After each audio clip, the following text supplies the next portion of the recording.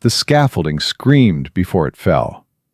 2,000 pounds of twisted steel snapped free and came crashing down toward the most feared CEO in New York City. Every worker on that Manhattan construction site froze. Every single one, except the man they never noticed. Marcus Thompson, a broke, black, single father, mopping floors for $9.50 an hour, threw himself into the collapse zone and dragged Victoria Ashford to safety with 3 seconds to spare. She looked up at him, dust in his hair, blood on his hands, and asked, "Who are you?" He said, "Nobody important, ma'am." But he was wrong. He was about to become the most dangerous secret her enemies never saw coming. Before we go further, drop a comment telling me what city you're watching from. I want to see how far this story travels. And hit that subscribe button so you never miss what happens next. Marcus Thompson's alarm went off at 4:30 in the morning. He didn't hit snooze. He couldn't afford to. The small apartment in Queens was still dark, the street lights outside casting long shadows across the peeling wallpaper. He sat up slowly, his back aching from yesterday's shift hauling rebar on the 15th floor. In the next room, his daughter Destiny was still sleeping. 7 years old, brown curls spread across the pillow, clutching her stuffed rabbit, Captain Cloudhopper, to her chest. Marcus stood in her doorway for a moment, just watching her breathe. This was why he got up at 4:30. This was why he worked 12-hour days doing back-breaking labor for $9.50 an hour. This was why he kept going when every muscle in his body screamed to stop. He made coffee in the kitchen. The faucet dripped the same rhythm it had dripped for 6 months. He'd fixed it 4 times. It always came back. The bills were stacked on the counter. Medical bills, mostly. Clara's bills.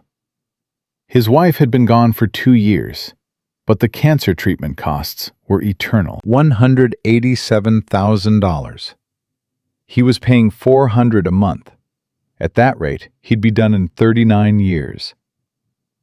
Marcus looked at Clara's photo on the shelf. She was laughing in it, caught mid-sentence, her eyes bright with life. God, he missed her.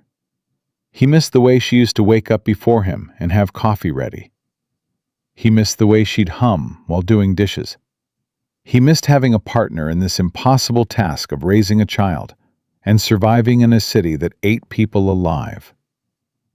He showered quickly. The water was lukewarm because the building's hot water system was a joke. He put on his work clothes, steel-toed boots held together with duct tape on the left sole, jeans with concrete dust permanently stained into the knees, a thermal shirt under a hoodie. This was his uniform now. Not the suits he used to wear when he was a structural engineer. Not the Italian leather shoes he'd worn when he won the Pritzker Emerging Prize at age 29. Those days were gone. At 5:45, Destiny's alarm went off. Marcus went to her room and sat on the edge of her bed. "Morning, baby girl." Destiny opened one eye. "Is it Saturday?" "No, baby. It's Tuesday." "Then it's too early." "I know, but we've got to get moving. You've got school, and Daddy's got work."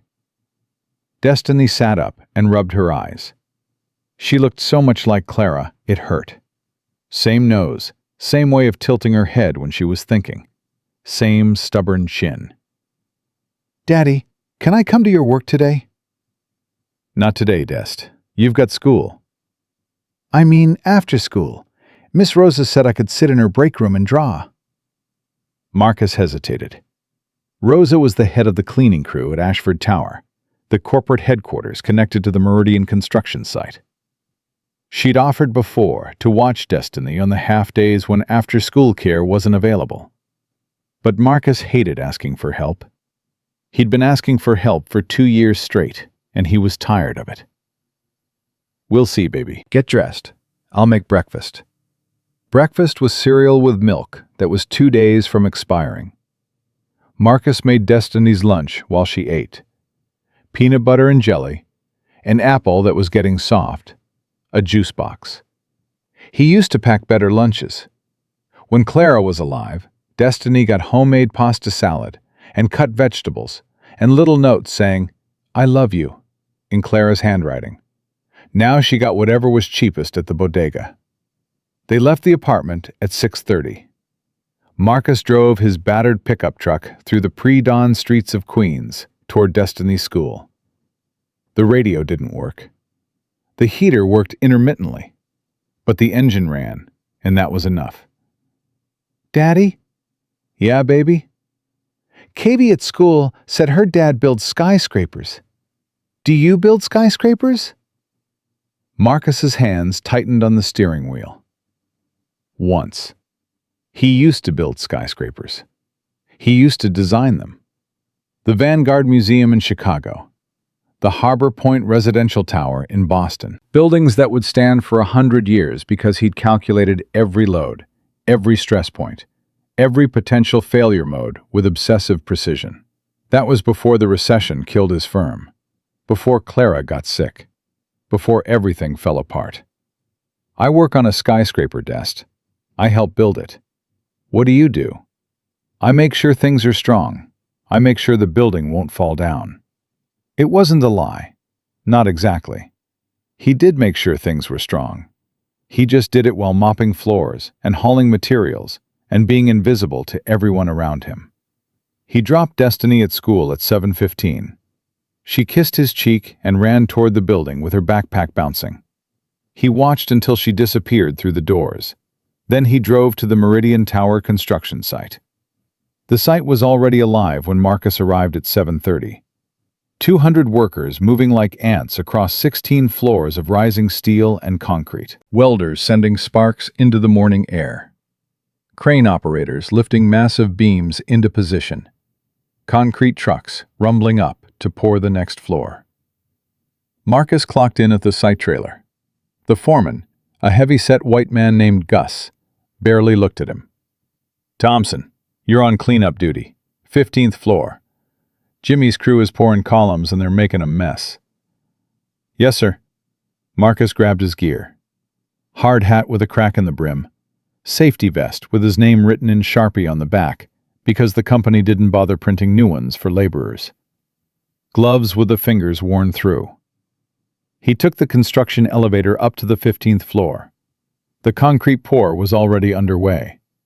4 men were guiding the chute from the pump truck, filling the wooden forms for the structural columns. Marcus started cleaning up the overflow, the concrete that had splashed onto the floor. But his eyes were on the pour itself. Something was wrong. The concrete was too thin. Too much water in the mix. He could see it in the way it flowed, the way it settled. Structural concrete for load-bearing columns should be thick, viscous, with a specific slump rating. This looked like driveway concrete. Marcus stopped sweeping. He walked over to the pour. He knelt down and ran his fingers through a puddle of wet concrete that had spilled onto the floor. He rubbed it between his thumb and forefinger.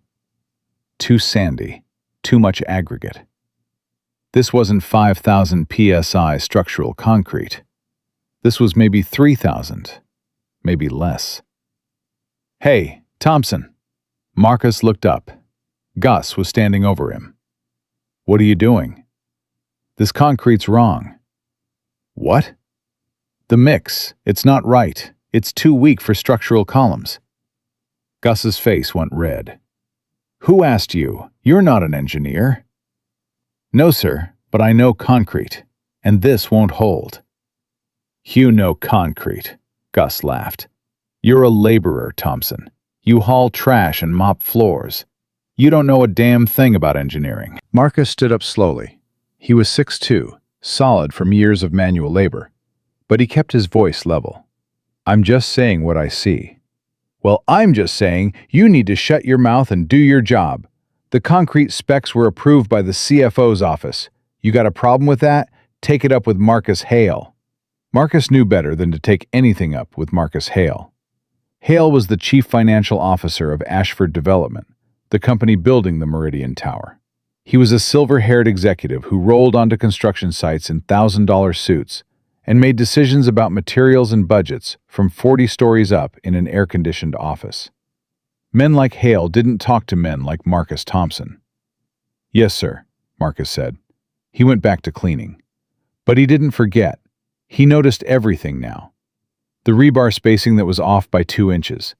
The anchor bolts that were corroded. The safety equipment that looked like it had been purchased at a discount liquidation sale.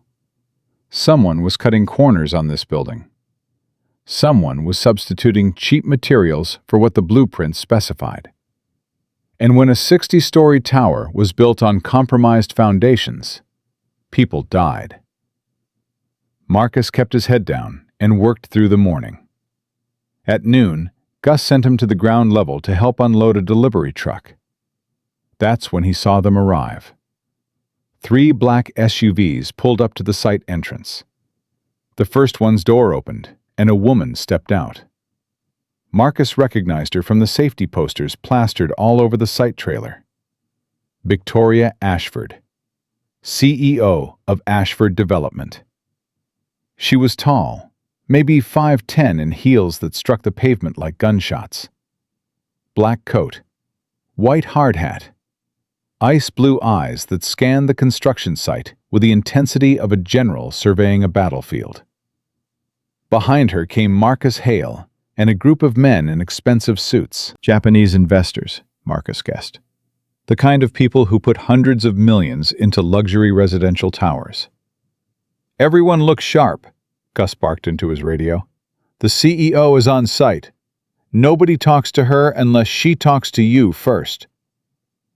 Marcus went back to unloading rebar. He had no intention of talking to Victoria Ashford.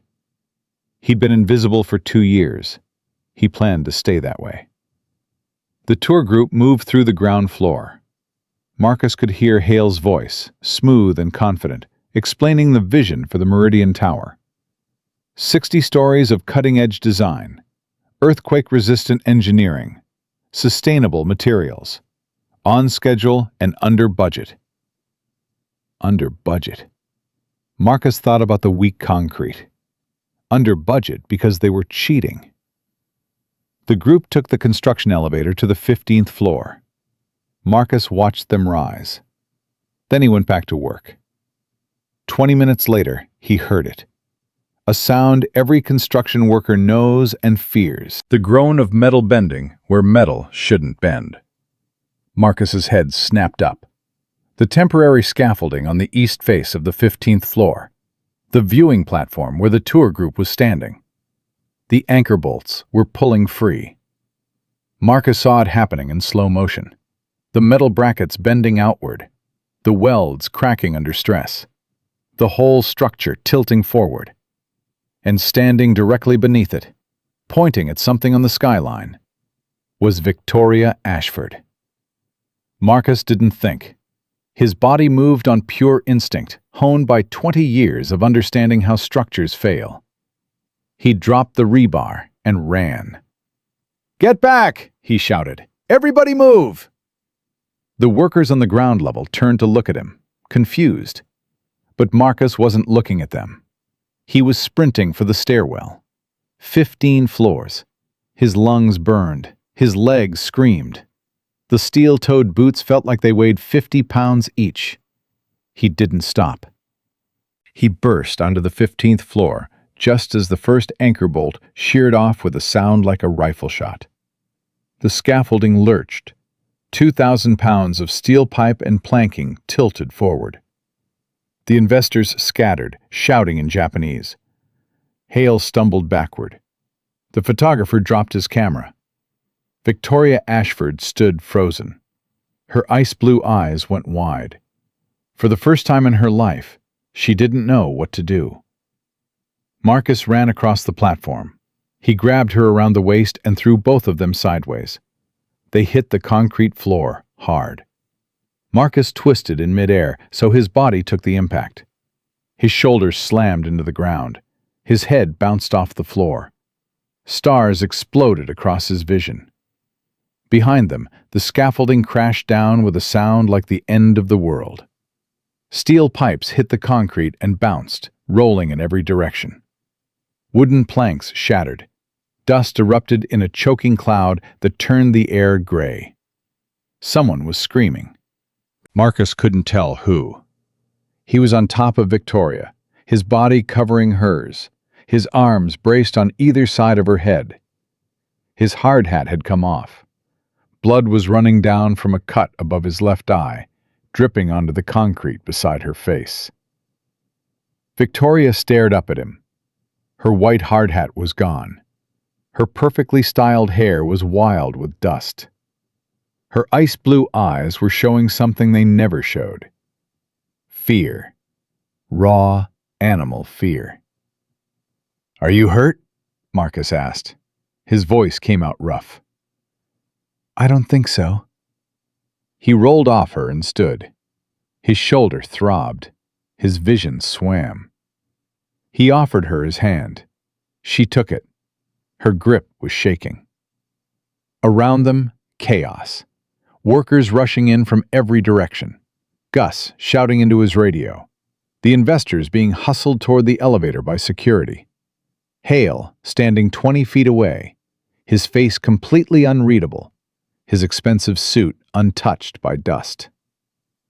Victoria brushed concrete dust from her coat with trembling hands. She looked at the mountain of twisted steel where she'd been standing 5 seconds ago. Then she looked at Marcus. "Who are you?" "Nobody important, ma'am." Marcus picked up his cracked hard hat. He was already turning to walk away. "Wait!" He stopped. "What's your name?" "Marcus Thompson." "You just saved my life, Marcus Thompson." "Just doing what anyone would do, ma'am." "No." Her voice was sharp, certain. No one else moved. Every worker on this floor froze, except you. Marcus didn't know what to say to that. He'd move because that's what you did when you saw someone about to die. You moved. You didn't think about it. "The anchor bolts," Marcus said. "You should get your engineers to check all the temporary structures. Those bolts should have held 10 times that weight. They didn't. That's not normal." Victoria's eyes narrowed. "You're a laborer." "Yes, ma'am." "And you're telling my engineers their work is wrong?" "I'm telling you what I saw." The concrete around the anchor bolts was crumbling. Either bad mix or bad cure time. Those bolts pulled free like they were set in sand. Marcus Hale appeared at Victoria's side. He put a hand on her shoulder. "Victoria, thank God you're all right. We need to get you off this site immediately." "I'm fine, Marcus." "You're not fine. You almost died. I'm calling the car." Victoria shrugged off his hand. She was still looking at Marcus Thompson. "Thank you," she said. Marcus nodded once.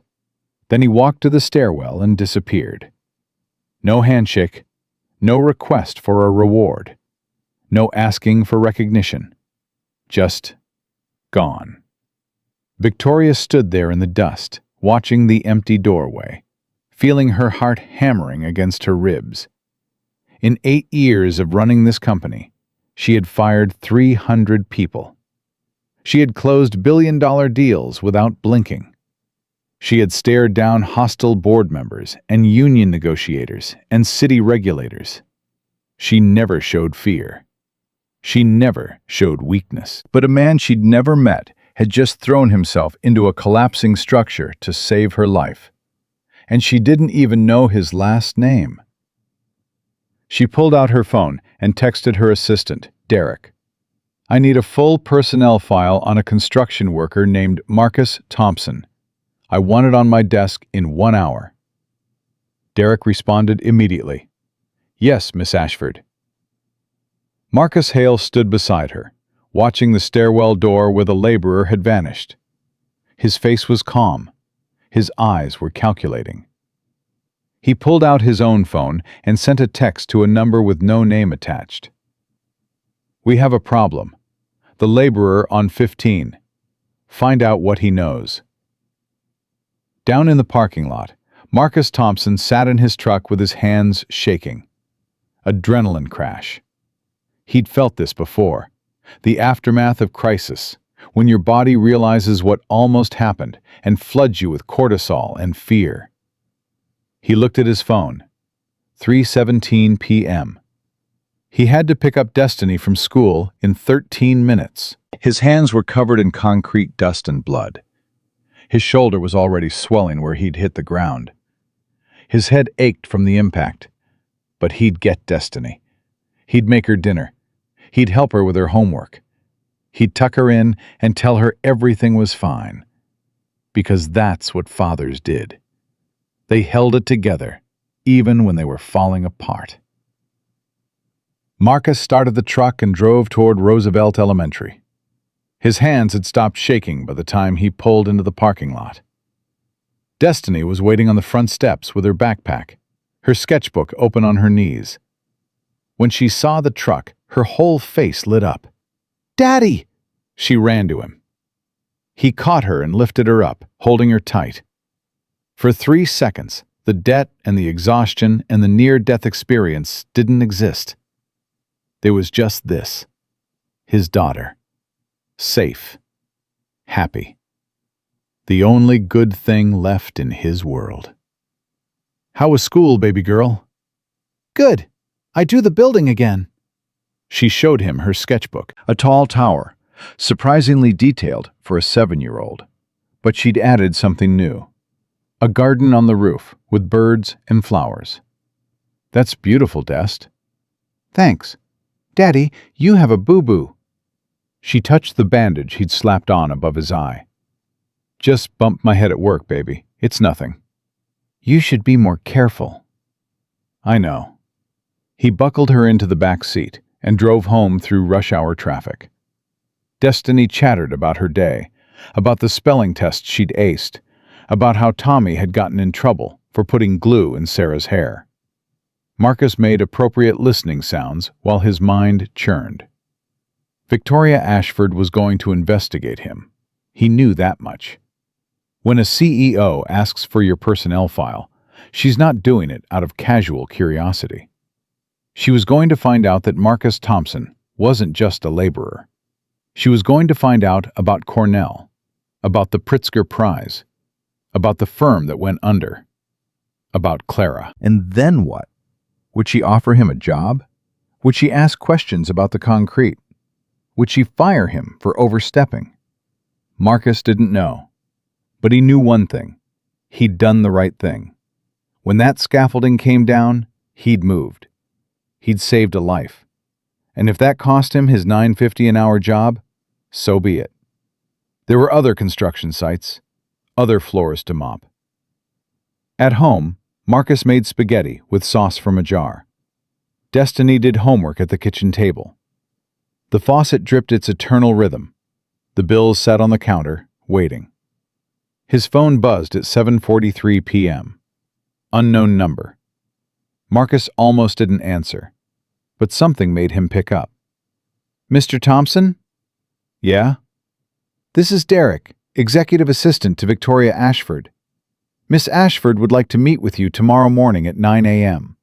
Her office, 42nd floor of Ashford Tower."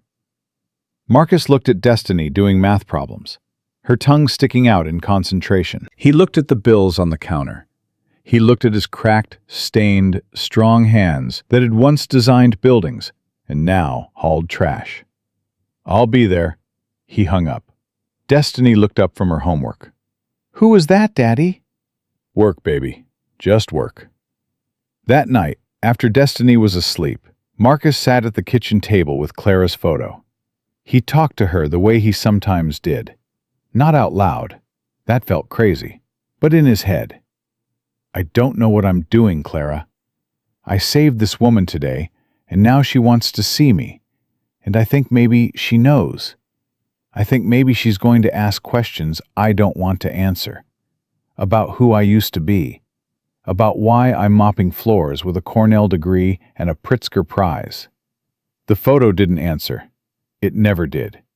But looking at Clara's smile, Marcus felt something he hadn't felt in 2 years. Not hope exactly, but maybe the possibility of hope. 40 stories above Manhattan, In a penthouse office that overlooked the entire city, Victoria Ashford sat at her desk at midnight. The personnel file was open in front of her. Marcus James Thompson, age 36, born in Brooklyn, graduated top of his class from Cornell, structural engineering. Founded Callaway & Associates at age 27. Won the Pritzker Emerging Prize at 29 for the Vanguard Museum in Chicago. Firm dissolved in 2020 during the recession. Wife Clara Thompson, deceased 2022, pancreatic cancer. One dependent, Destiny Marie Thompson, age 7. Current position, general laborer, Meridian Tower Site, $9.50 per hour. Victoria read it 3 times. $9.50 per hour. The man who saved her life was making $9.50 per hour. And he knew more about her building than the people she was paying millions. She picked up her phone and called Derek. "Clear my 9 a.m. All of it." "Yes, Miss Ashford." "And Derek, order coffee. Not the usual. Get something from that place on 7th Avenue. The one that doesn't taste like punishment." "2 coffees, Miss Ashford?" Did I stutter? "No, ma'am. 2 coffees, 7th Avenue. Not punishment." Victoria hung up. She looked out her window at the half-built skeleton of the Meridian Tower, glowing under construction lights against the night sky. Something was wrong with her building, and the only person who seemed to know the truth was a broke single father with a cracked hard hat and hands that could hold up a falling world. She was going to find out why. Marcus arrived at Ashford Tower at 8:47 the next morning. He stood on the sidewalk, looking up at the glass and steel monolith, and felt like a man walking into a courthouse where the verdict had already been decided against him. He was wearing the only clean button-down shirt he owned, blue plaid, ironed on the kitchen table at 5 in the morning, while Destiny ate cereal and asked why he was getting fancy. His jeans were dark with no holes. His boots were the same steel toes from the site, but he'd wiped them down with a wet cloth. It was the best he could do. The lobby guard looked at him like he'd wandered in from the wrong zip code. "Can I help you?" "Marcus Thompson. I have a meeting with Miss Ashford. 9 o'clock. The guard checked his screen. His eyebrows went up. 42nd floor. Express elevator on the right. Marcus rode up alone. The elevator was mirrored on all sides, and he caught his reflection. The cut above his eye was still healing. Gray in his hair that hadn't been there 3 years ago. Calluses on his hands that no amount of soap could soften. He looked exactly like what he was, a working man in a rich woman's tower. The doors opened. A young man in a sharp suit was waiting. "Mr. Thompson? I'm Derek. Right this way. She's ready for you." Derek led him through a silent office floor. Every desk they passed, heads turned and quickly looked away. Word traveled fast in buildings like this. The laborer who tackled the CEO. The janitor who shouted orders on a construction site. Nobody knew what to make of him. Derek opened a glass door. "Miss Ashford, Mr. Thompson is here." Victoria was standing behind her desk, not sitting. Marcus noticed that. She'd chosen to meet him on her feet. Power move. She wore a charcoal suit. Her hair was pulled back tight. Her expression was unreadable. "Sit down, Mr. Thompson." "I'll stand if that's okay." "It's not a request." Marcus sat. Victoria opened a folder on her desk. She didn't look at it. She already knew what was in it. "Marcus James Thompson. Graduated top of your class at Cornell, structural engineering. Designed the Vanguard Museum in Chicago. Won the Pritzker Emerging Prize at age 29. Your firm was one of the most promising in the Northeast." Marcus said nothing. Then the recession hit. Your firm went under. Your wife was diagnosed with stage 4 pancreatic cancer. You spent everything on treatment. She passed 2 years ago. Now you're a general laborer, making $9.50 an hour on my construction site. She closed the folder. What I can't figure out is why a man with your talent is hauling rebar. Because hauling rebar pays for my daughter's insurance. There are better paying jobs. Not for a man whose engineering license lapsed because he couldn't afford the renewal fees. Not for a man with a 2-year gap on his resume that says full-time caregiver for dying wife. Nobody wants that story in an interview, Miss Ashford. They want clean timelines and LinkedIn profiles. I've got neither. Victoria studied him. He met her gaze without flinching. Yesterday you told me the anchor bolts failed because of bad concrete. You said the mix was crumbling. That's right. My chief engineer reviewed the site this morning. He says the collapse was caused by wind load on an improperly braced structure. Weather event. No one's fault. Your chief engineer is either lying or incompetent. Victoria's eyes went cold. That's a serious accusation. It's a serious problem. Marcus leaned forward. I've been on that site 8 months. I've seen things. Material substitutions that don't match the spec sheets. Concrete grades that are wrong. Rebar spacing off by inches. Somebody is cutting corners on the Meridian Tower. And it's not the guys on the ground. It's coming from the top. From the top, meaning me. Meaning whoever signs off on procurement. I don't know your org chart. I just know what I see with my hands. The room went quiet. Victoria walked to the window. She stood there for a long moment, her back to him. When she turned around, something had shifted in her face. Not softness. Victoria Ashford didn't do soft, but the armor had cracked just a fraction. I'm going to show you something. If you repeat it to anyone, I will destroy you. Do you understand? Yes, ma'am. She pulled up a file on her computer and turned the screen toward him. Procurement logs, hundreds of line items, materials, quantities, suppliers, costs. 3 months ago, I noticed the project was coming in under budget. Significantly under budget. In construction, that's not good news. That means someone's cutting something. I started asking questions. Marcus Hale, my CFO, told me it was efficient sourcing, new suppliers, better contracts. And you believed him? I didn't believe him, but I couldn't prove otherwise. The paperwork looks clean. Every change order is signed. Every substitution is documented as equivalent grade. She paused. But equivalent grade doesn't explain why a scaffolding platform collapsed yesterday. Marcus looked at the screen. He scrolled slowly, his eyes scanning the way they used to when he reviewed specs at his own firm. It took him less than 3 minutes to find it. Here, he pointed. This line. The structural concrete for foundation columns. The spec calls for Type 5 Portland cement, 5,000 psi minimum. But the purchase order is for a generic blend from a supplier I've never heard of, Liang Pacific Materials. And the price per cubic yard is 40% below market. What does that mean? It means it's not 5,000 psi.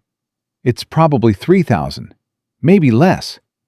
I felt it with my hands 2 days ago during the pour on 12. It was too sandy, too much aggregate.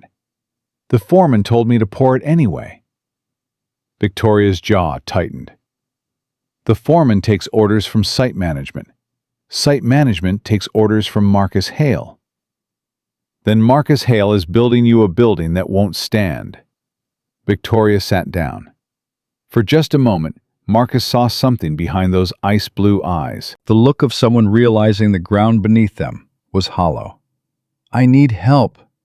The words came out like they cost her something. I need someone who understands structures. Someone who can look at these plans and tell me how bad it really is. Someone Marcus doesn't control. You have engineers, consultants. I have people on Marcus Hale's payroll. I have people who tell me what I want to hear because they're terrified of me. I need someone who tells me the truth. She looked at him. You told me the truth on a construction site in front of investors. You didn't care that I'm the CEO. You didn't care about the politics. You just said what you saw. That's because I've got nothing to lose. That's exactly why I need you. Marcus was quiet for a long time. He thought about Destiny. He thought about the bills. He thought about what Clara would say. Then he thought about the families who would someday live on the 12th floor of the Meridian Tower, above columns poured with concrete that couldn't hold. What are you offering? A consulting position. Off the books for now. I don't want Marcus to know. You review every blueprint, every material spec, every structural element of the Meridian.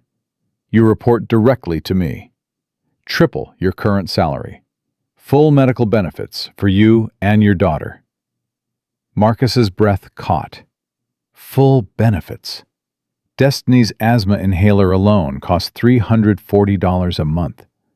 He'd been rationing them, giving her half doses, praying she didn't have an attack. One condition. Name it. My daughter. She's 7. She has half days on Tuesdays, and I can't afford after-school care. On those days, she comes with me. Victoria's expression flickered. A child in my office. She's quiet. She draws. She won't bother you. Children are never quiet, Mr. Thompson. They're chaos in small bodies. Then I can't take the job. Marcus stood up. I appreciate the offer, Miss Ashford, but Destiny comes first. She always comes first. He was halfway to the door when Victoria spoke. Fine. Her voice was tight. Tuesdays. She stays at the conference table. If she touches the prototypes, you're both out. Marcus turned. He extended his hand. It was rough, scarred, the nails still lined with construction dust. Victoria took it. Her hand was cool, smooth, perfectly manicured. The handshake lasted exactly 2 seconds, but something passed between them that neither could name. I start today? You started the moment you walked through that door. The first week was war. Quiet, methodical, devastating. Marcus sat at a small desk in the corner of Victoria's office. He didn't want the view. He wanted the blueprints. Victoria had them delivered in locked cases, the full structural plans for the Meridian Tower. All 60 stories. From foundation to rooftop mechanical systems. Marcus worked the way he always had. Red pen, straight edge, silence. No computer modeling, no software. Just his eyes and 16 years of understanding how buildings lived and how they died. Victoria watched him from her desk, pretending not to. She had never seen anyone work like this. Her engineers used 3D modeling programs and simulation software. Marcus used paper and instinct. And he was faster. By Wednesday, he had found 7 critical deficiencies. By Thursday, 11. He laid them out on the conference table like evidence at a trial. The foundation columns on the north face are hollow. Victoria looked at the blueprints he'd marked in red. What do you mean, hollow? The specs call for solid reinforced concrete, but look at the as-built drawings compared to the originals. Someone changed them after approval. The rebar cages were reduced by 30%. The concrete grade was downgraded. The columns are shells. Marcus Hale signed these change orders. It gets worse. The HVAC shafts on the upper floors. They switched from galvanized steel to a cheap aluminum alloy. Under high heat, it warps.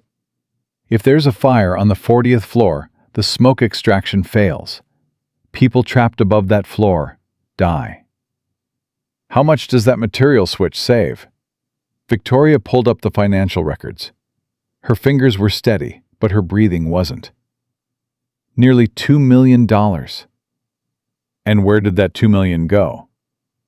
It's listed as a supply chain adjustment, approved by the CFO's office. They looked at each other across the table. The weight of it settled between them like a physical thing. He's not just skimming, Marcus said. He's building a death trap. And your name is on every permit, every approval, every public document. If this building goes up and something happens, an earthquake, a fire, a storm, people die, and you go to prison. He's building me a coffin, Victoria whispered. Yes, ma'am. Victoria pressed her hands flat on the table. Her knuckles were white. For a moment, Marcus saw the woman behind the armor, exhausted, surrounded, terrified. I inherited this company from my father. He built it from nothing. He put his name on every building. When he died, the board wanted to sell. Marcus Hale was the one who helped me fight them off. He stood beside me in the boardroom and told them I was the future of this company. She laughed bitterly. And the whole time he was hollowing out the foundation beneath me. How long have you been doing this alone? Victoria looked at him sharply. What? Running this, fighting the board, keeping this empire standing. How long have you been doing it with no one you can trust? I don't need to. How long, Victoria? It was the first time he'd used her first name. The word hung in the air between them. Since I was 26. 8 years. That's a long time to hold up a building by yourself. I'm good at it. Nobody's that good. Marcus gathered the blueprints. We need more evidence. The paper trail is circumstantial. We need to catch him making the switch. Physical proof of the substandard materials. How? I know that construction site better than anyone. I know where the cameras are and where they aren't. I know when the deliveries come in and who handles them.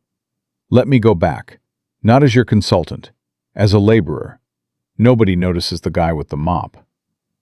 Tuesday came, and with it, destiny. Marcus walked her through the lobby, her small hand gripping his. She wore her pink backpack and her worn-out sneakers, and looked around the marble atrium with enormous eyes. Daddy, do giants live here? Something like that, baby. Remember what I told you. Be quiet, be polite, don't touch anything glass. I know. Glass is the enemy of clarity. Where did you hear that? You said the scary lady said it. She's not scary. She's just serious. Is she a robot? Destiny. Okay. Derek met them at the elevator, looking like a man who'd been ordered to handle a ticking bomb.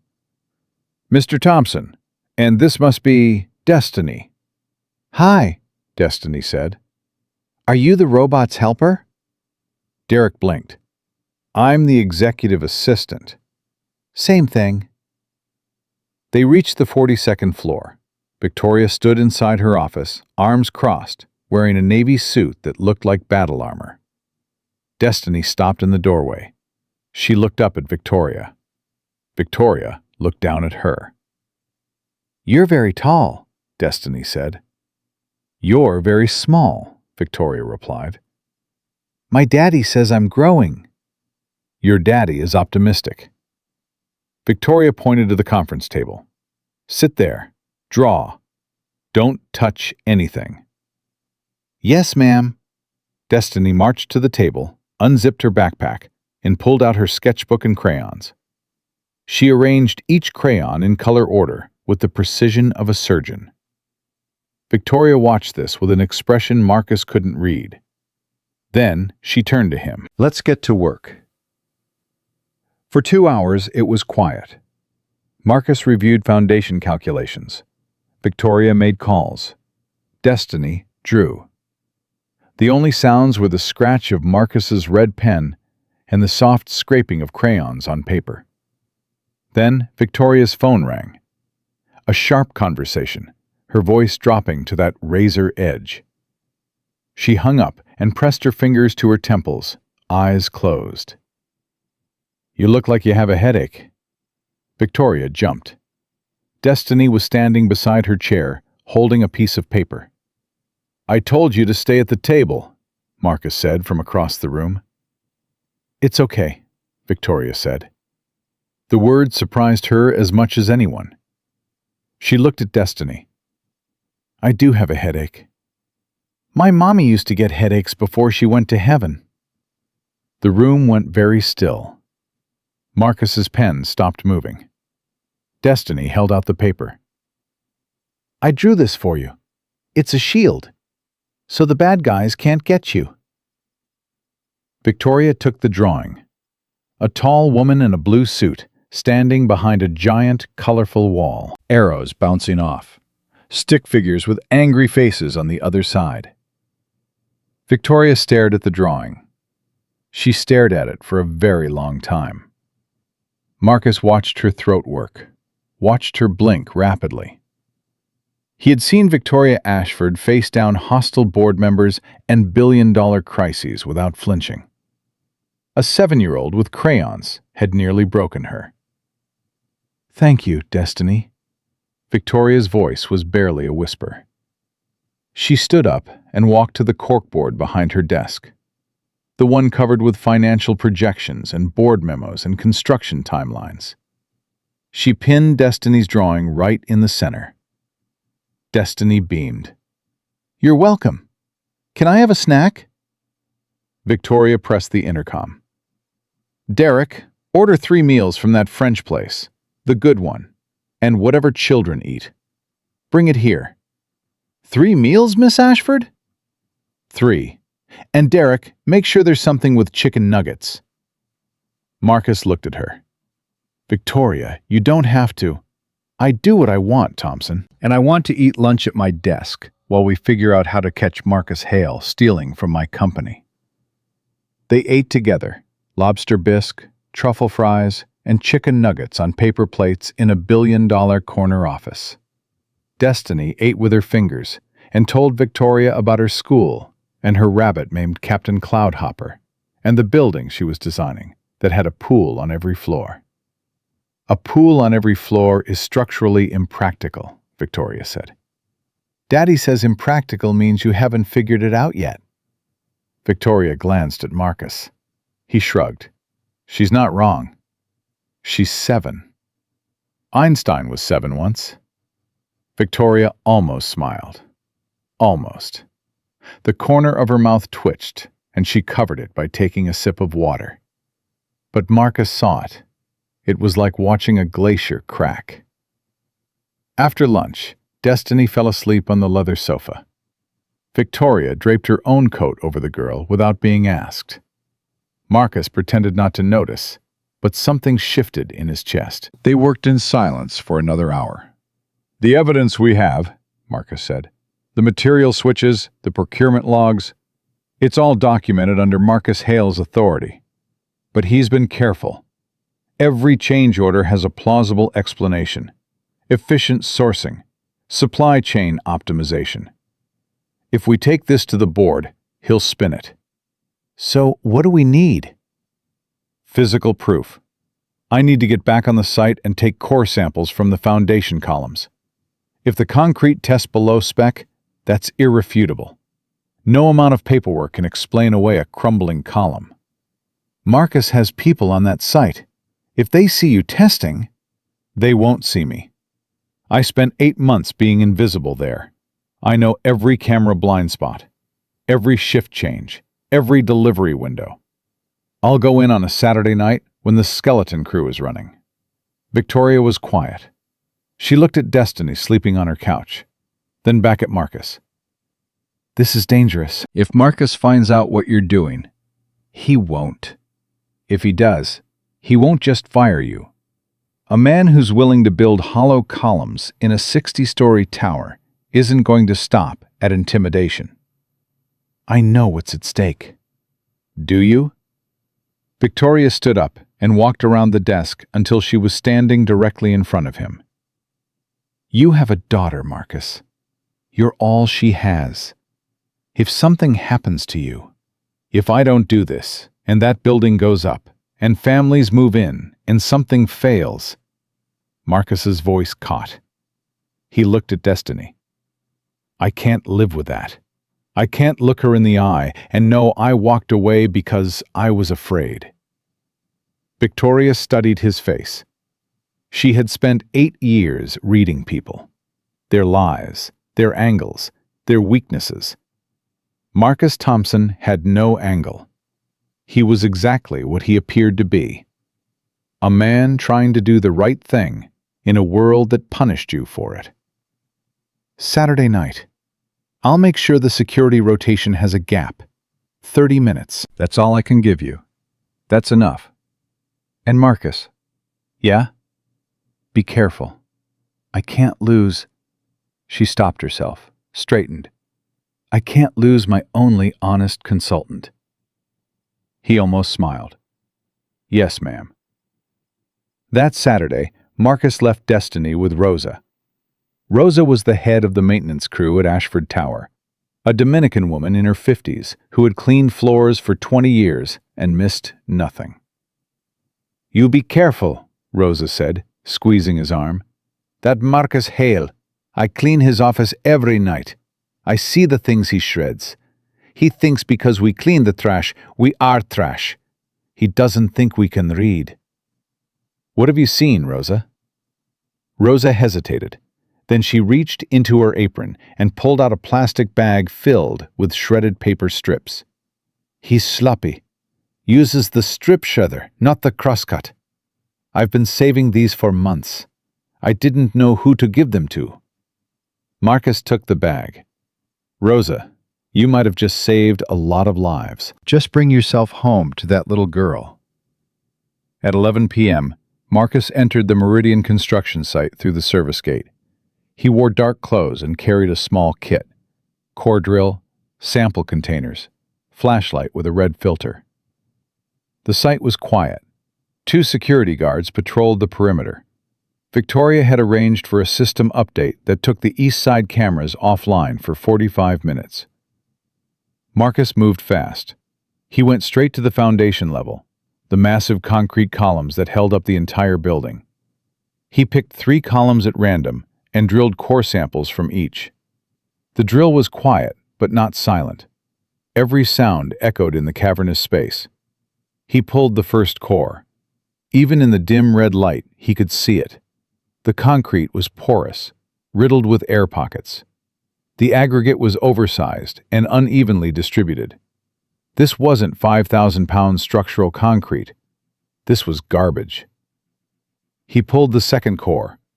Worse. He could see what looked like construction debris mixed into the pour. Pieces of wood, fragments of wire. Someone hadn't just used cheap concrete. They'd filled the columns with waste to save money. The third core made his stomach drop. The column was supposed to be solid. 24 inches of reinforced concrete with a steel rebar cage inside. But the core showed only 8 inches of concrete around the edges. The center was hollow. The column was a shell. Marcus sat back on his heels. His hands were shaking. This wasn't cost-cutting. This was criminal negligence on a scale that could kill hundreds of people. If this building was completed and occupied, it was only a matter of time before something gave way. He packed the samples, wiped down the drill sites with concrete dust to hide the holes, and slipped out the same way he came in. At 1 a.m., he sat in his truck in an empty parking lot and called Victoria. How bad? No greeting, no preamble. The columns are hollow, Victoria. The center core of at least 3 foundation columns is empty. They poured a shell of concrete around the outside and filled the rest with construction waste. The building is standing on eggshells. Silence. Then a sound he didn't expect. Victoria Ashford was crying. Not loud, Just a sharp intake of breath, a trembling exhale. My father's name is on that company. My name. And Marcus turned it into a murder weapon. We're going to stop him. How? If I go to the board, he has allies. If I go to the press, the stock crashes and 10,000 employees lose their jobs. If I go to the authorities, then we need to catch him with his hand in the money. Rosa gave me shredded documents from his office. I'm going to piece them together. If there's a paper trail to an offshore account, we've got him. And if there isn't? There will be. Men like Marcus always keep receipts. It's their ego. They can't resist counting what they've stolen. Victoria was quiet for a moment. Marcus, why are you doing this? You could walk away. Take Destiny. Disappear. This isn't your fight. Marcus looked out the windshield at the city skyline. Somewhere in that forest of lights, Destiny was sleeping at Rosa's apartment, clutching Captain Cloudhopper. Because my wife is gone and my career is gone. Most days I feel like I'm hanging on by my fingernails. But the one thing I still have is the ability to look my daughter in the eye and tell her that her dad did the right thing. If I walk away from this, I lose that too. And then I've got nothing. Victoria didn't respond for a long time. When she did, her voice was steady again, the armor back in place. But something underneath it had shifted. Come to my office tomorrow morning. Bring the samples and the shredded documents. We'll work through it together. Together, Marcus repeated. Don't make it sound sentimental, Thompson. It's strategic. Yes, ma'am. He hung up and drove home through empty streets. When he got to the apartment, Rosa was asleep on the couch with Destiny curled against her. He carried his daughter to bed, tucked her in, and stood in the doorway watching her breathe. The core samples sat in his truck. The shredded documents sat in a bag on the kitchen table. And somewhere, in a penthouse above Manhattan, the most feared woman in New York was sitting awake in the dark, trusting a man for the first time in 8 years. Marcus didn't know it yet, but Marcus Hale was also awake. His phone had buzzed at midnight with a message from the Meridian site security team. East cameras went offline tonight. 45 minutes. System update authorized by CEO's office. Hale read the message twice. Then he opened his laptop, pulled up the personnel files, and typed a name into the search bar. Marcus Thompson. He stared at the file for a long time. Then he picked up his phone and made a call. We need to move the timeline up, and I need everything you can fabricate on a man named Thompson. Make it airtight. Espionage, theft, whatever sticks. I want him destroyed by Friday. He hung up, poured himself a scotch, and smiled. The janitor thought he was invisible. Hale was about to make sure everyone saw him, and not the way he wanted. Hale didn't wait until Friday. He moved on Wednesday. Marcus was in Victoria's office, hunched over the conference table, with Rosa's shredded documents spread out like a jigsaw puzzle. He and Victoria had been at it since 7 in the morning, taping strips together, matching edges, reading fragments of sentences that painted a picture of systematic theft. Destiny was at school. The office was quiet. Derek brought coffee every hour without being asked. Here, Marcus said, pressing 2 strips together. Transfer authorization. Cayman account 442, dated September 15th. Victoria leaned over his shoulder. That's 3 days after the concrete supplier was switched on the Meridian. He made the substitution and moved the savings offshore the same week. There's more. Marcus slid another reconstructed page across the table. This is a material order from Liang Pacific, the cheap supplier. But look at the delivery address. It's not the Meridian site. It's a warehouse in Jersey City. Why would construction materials go to a warehouse? Because they didn't. The materials never existed. Liang Pacific is a shell company.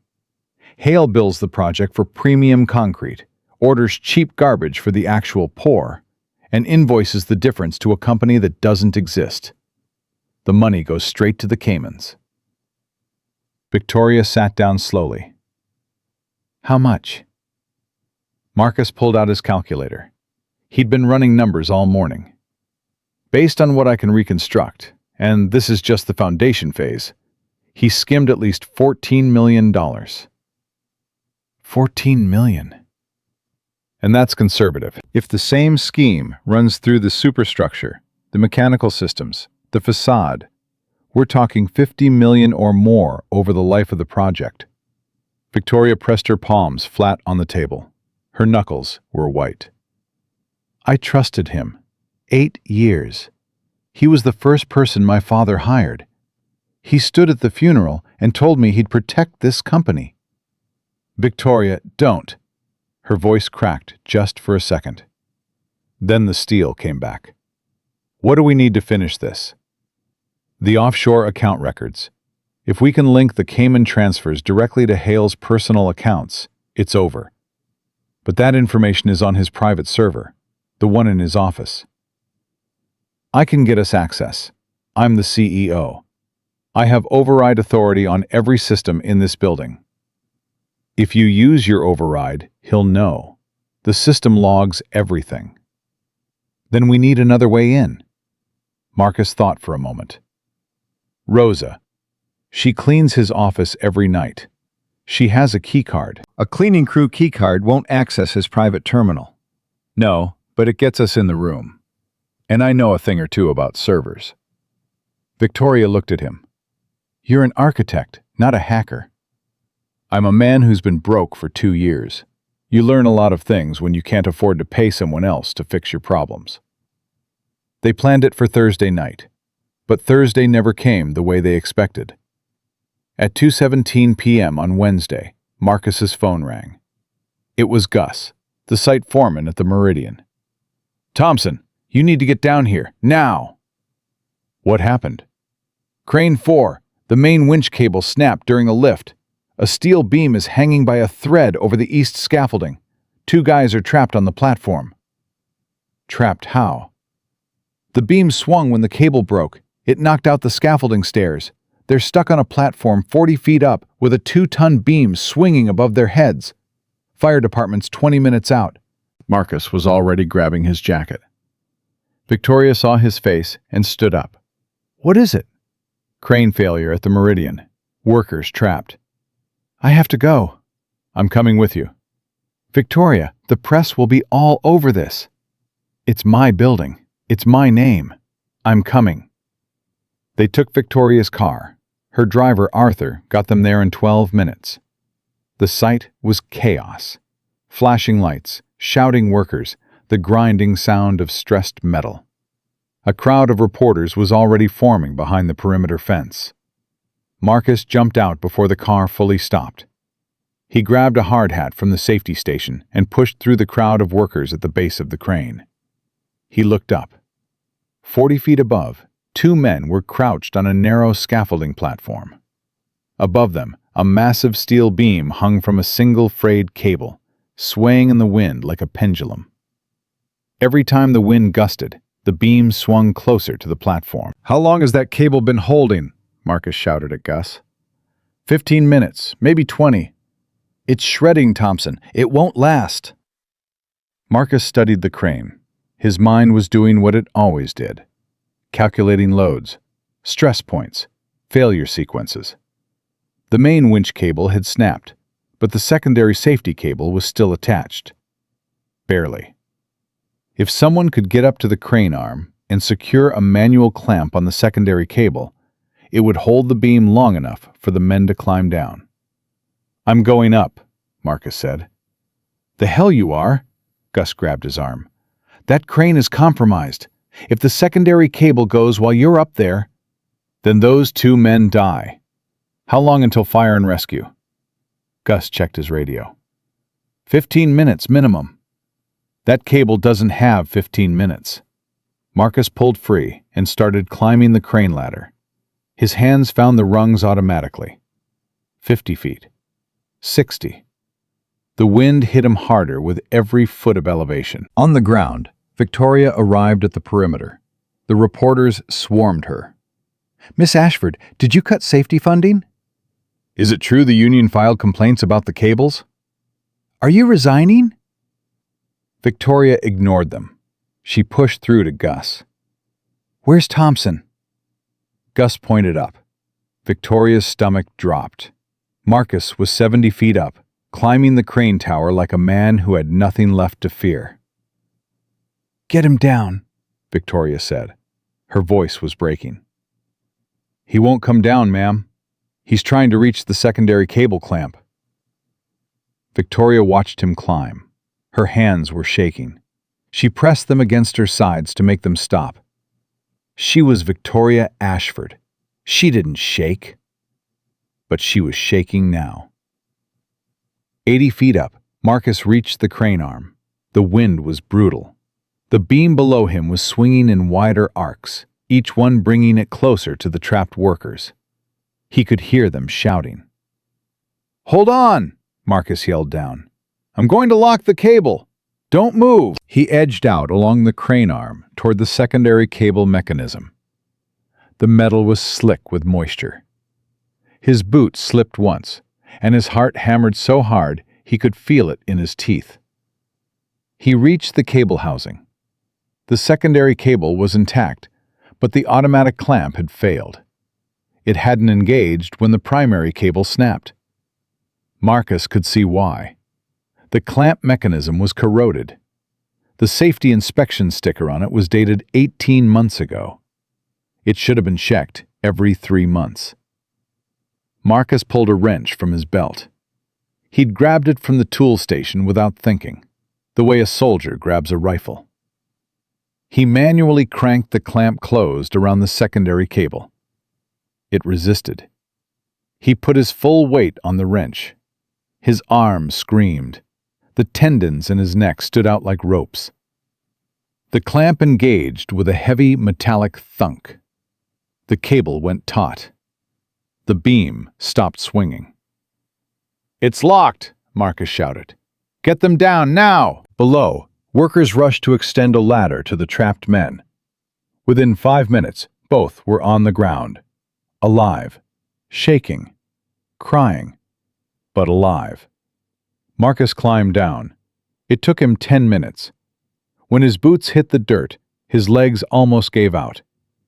He braced himself against the crane base, bent over, hands on his knees, breathing hard. Victoria was there. She grabbed his arm and he felt her hand trembling. "You idiot," she said. Her voice was raw. "You absolute idiot. You could have been killed." "I wasn't." "You could have been." "But I wasn't." He straightened up and looked at her. "Victoria, the safety clamp on that crane was corroded. The inspection sticker is 18 months old. This wasn't a random failure. Hale is cutting maintenance budgets the same way he's cutting materials. And I'll bet you anything that crane cable didn't snap on its own." Marcus pulled off his gloves. "I want to look at that primary cable, the break point."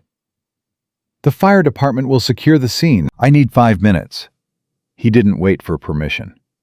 He went back to the base of the crane where the snapped primary cable lay coiled on the ground. He knelt down and examined the break. The fraying pattern was wrong. One side was jagged, a natural tension break, but the other side was clean. Too clean. And there was a discoloration on the strands, a chemical residue. "Acid," Marcus said quietly. Victoria knelt beside him. "Are you sure?" "I'm sure. This cable was weakened deliberately. Someone wanted it to fail during a heavy lift. They wanted an accident." "A spectacular one," Victoria said, the realization hitting her. "To tank the stock price. Marcus has been buying put options. I saw it in the shredded documents, but I didn't understand. He's shorting our stock." He sabotages the site. The stock crashes. He makes millions on the short, and then he uses the crisis to push me out. And with you gone, he takes over. He buries the evidence of the hollow foundations. The building goes up, and someday it comes down. They looked at each other. The noise of the site faded around them. "We can't wait for Thursday," Victoria said. "We move tonight. We're not ready." If Marcus knows we're getting close, and he does, he'll destroy everything. The server records, the accounts. He'll clean house and disappear. We go tonight, or we lose him. Marcus's phone buzzed. A text from Rosa. "Marcus just called an emergency board meeting for Friday morning. He's going to make his move. Be careful." He showed Victoria the text. Friday. He's going for the vote of no confidence. Then we have 36 hours. Marcus called Rosa. "I need you tonight. The cleaning crew. Everyone you trust." "How many do you need?" "All of them." At 10 p.m., Victoria and Marcus stood in the maintenance break room in the basement of Ashford Tower. 12 members of the cleaning crew sat around the folding tables, still in their uniforms, looking at the CEO, who had never once visited this room. Rosa stood beside Marcus, arms crossed. The room was tense. These women and men had spent years being invisible in this building. Now the woman who'd made them invisible was asking for their help. "Why should we help her?" said a woman named Carmen. "She cut our holiday bonus. She doesn't even know our names." Victoria stepped forward. She didn't hide behind corporate language. She didn't spin. "You're right. I don't know your names. I should. I've been running this company for 8 years, and I never once came down here.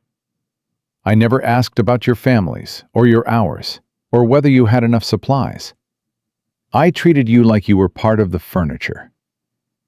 The room was silent. But right now, the man who is trying to take my company is the same man who put acid on a safety cable today. 2 men almost died, and the building he's constructing, the Meridian, has hollow foundations. If it goes up and families move in, people will die. Not executives, not board members, regular people. People like you, people like my employees, people like Marcus's daughter. She paused. Her voice was steady, but Marcus could see the effort it took. "Help me stop him. And I swear to you, when this is over, things change. Not promises, not memos, real change. Starting with your names. I want to know every single one." The room was quiet for a long moment. Then Rosa reached into her apron and pulled out another bag of shredded documents. "I told you," Rosa said. "He thinks because we clean the trash, we are trash. He doesn't think we read. He doesn't think we see." She dropped the bag on the table. "But we see everything." One by one, the other cleaners reached into pockets and bags. More shredded documents. A photograph of Hale meeting with a man in the parking garage at 2 a.m. A copy of a keycard log showing Hale accessing the server room on nights when no one else was in the building. Carmen, the woman who had challenged Victoria, slid a folded paper across the table. "I found this in his trash 2 weeks ago. I didn't shred it because I didn't know what it was. But it has numbers on it." Marcus unfolded it. His breath stopped. It was a handwritten transfer schedule. Dates, amounts, account numbers. The Cayman account. Everything they needed. "Carmen," Marcus said, looking at her. "Do you know what you just gave us?" "I know a crook when I see one. I cleaned up after enough of them." Victoria looked at the table full of evidence. Gathered not by lawyers or investigators or forensic accountants, but by the people Marcus Hale considered beneath his notice. "There's a final transfer scheduled for tonight," Marcus said, reading the document. "Midnight. $15 million to the Cayman account. If that money moves, he can disappear. The server room, Victoria said. 50th floor. That's where he'll authorize the transfer. Biometric access. 2 security guards on rotation. The guards are his people? Marcus asked. Night shift, yes. He hired them personally. Rosa spoke up. The cleaning crew has access to the 50th floor. We clean it every night at 11. The guards know us. They don't even look up when we come through. Marcus and Victoria looked at each other. The plan took shape without words. At 11:15 p.m., Rosa and 3 members of the cleaning crew entered the 50th floor with their carts. The 2 guards barely glanced at them. Rosa began vacuuming near the server room door. Carmen wiped down the hallway windows. 2 others emptied trash cans. At 11:30, Marcus and Victoria entered the freight elevator in maintenance uniforms. Marcus wore a cap pulled low. Victoria had her hair tucked under a bandana. She pushed a supply cart. She looked nothing like the CEO of a billion-dollar company.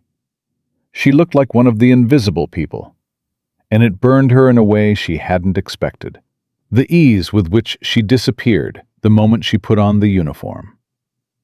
They reached the 50th floor. Rosa met them at the service entrance. "He's in there," Rosa whispered. "Arrived 10 minutes ago. The guards are inside with him." "Can you get the guards out?" Marcus asked. Rosa smiled. "Carmen is about to have a very convincing panic attack in the hallway. Chest pains. Very dramatic. Those guards have first aid training. They'll have to respond." 2 minutes later, Carmen's screams echoed down the hall. Marcus heard the server room door open. Heavy footsteps running. Rosa gave the signal.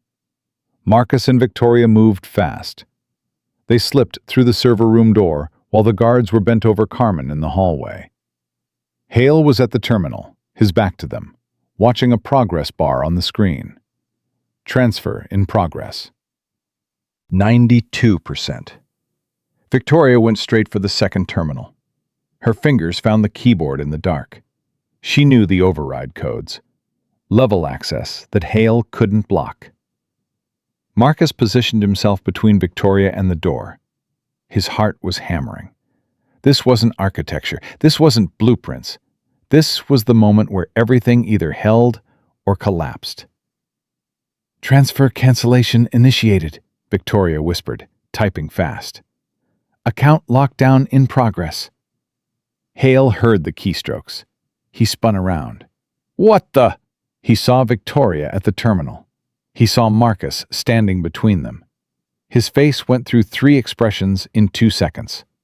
Shock, fury, and then something cold and calculating. "You're making a mistake, Victoria," Hale said, standing slowly. "A very expensive mistake. The board meets Friday. I have the votes. You're finished, regardless of what you do tonight." "Sit down, Marcus." Hale didn't sit. He reached into his jacket. Marcus saw the movement and stepped forward, closing the distance. "Don't," Marcus said. Hale pulled out a phone, not a weapon. He held it up. "1 call. That's all it takes. I have security on speed dial. I have the board chairman on speed dial. And I have a folder of fabricated evidence that says your janitor boyfriend has been selling proprietary blueprints to Chinese competitors." "We know about the fabricated evidence," Victoria said, still typing. "We know about the hollow foundations. We know about the acid on the crane cable. We know about Liang Pacific." For the first time, Hale's composure cracked. "You don't have proof." "We have your handwritten transfer schedule," Marcus said. "Found it in your trash. Turns out the people who empty your garbage can also read it." "That's not admissible. That's stolen." "And we have core samples from the Meridian Foundation," Marcus continued. 3 columns, all hollow. Construction waste fill. "That's not a procurement dispute, Marcus. That's criminal negligence. That's manslaughter charges when the building fails." "You're bluffing." "Transfer canceled," Victoria announced. "All accounts frozen, including the Cayman." Hale lunged for her terminal. Marcus caught him. He didn't throw a punch. He didn't need to. He simply put his body between Hale and the computer and held his ground. Hale shoved. Marcus didn't move. He was built like a man who'd spent 20 years on construction sites. Hale was built like a man who'd spent 20 years in conference rooms. "Let go of me!" Hale snarled. "Do you know who I am?" "You're a man who built a building designed to kill people," Marcus said quietly, "and you're not walking past me." The server room door burst open, but it wasn't the security guards. It was Derek, pale and trembling, holding his phone in the air with the camera recording. Behind him stood Rosa, Carmen, and the entire cleaning crew, and behind them, 2 uniformed NYPD officers. "I called them 20 minutes ago," Derek said. His voice was shaking, but defiant. "I've been recording everything through the security camera I reinstalled in this room yesterday. The one you had removed, Mr. Hale." Hale looked at Derek, at Rosa, at the officers, at Victoria, at Marcus. The calculation in his eyes ran through every option, every escape route, every lie, and found nothing. "This is absurd," Hale said, but his voice had lost its edge. "My lawyers will destroy every one of you." "Your lawyers can try," Victoria said. She held up Carmen's handwritten transfer document. She held up her phone, showing the frozen accounts. "But I think they'll be busy." The officers stepped forward. "Marcus Hale, you need to come with us." As they led him out, Hale turned back one last time. He looked at Marcus with pure hatred. "You're a janitor," he spat. "You think you won? You're nothing. You'll always be nothing." Marcus said nothing. He didn't need to. Rosa stepped forward, mop in hand, and looked Hale dead in the eye as the officers gripped his arms. "He's not nothing," Rosa said. "He's the man who took out the trash." The officers led Hale out of the server room and into the elevator. The doors closed. The 50th floor went silent, except for the hum of the servers and the sound of Carmen quietly laughing in the hallway, her fake chest pains miraculously cured. Victoria stood at the terminal. The screen read, "All transfers canceled, account secured." Her hands were still on the keyboard. They were shaking. Marcus walked over to her. He didn't touch her. He just stood beside her, close enough that she could feel the warmth of him. "It's over," he said. Victoria shook her head. "It's not over. The Meridian has hollow foundations. The building has to come down. The investors will sue. The stock will crash. The board will want blood." "Maybe. But nobody's going to die in a building with your name on it. That counts for something." Victoria finally took her hands off the keyboard. She turned and looked at him. Her eyes were red, but she wasn't crying. She was past crying. "Marcus." "Yeah?" "Thank you." "Don't thank me yet. We've got a lot of work to do." Victoria almost smiled. "You sound like my father." "Is that a compliment?" "I haven't decided." Derek appeared in the doorway, still holding his phone.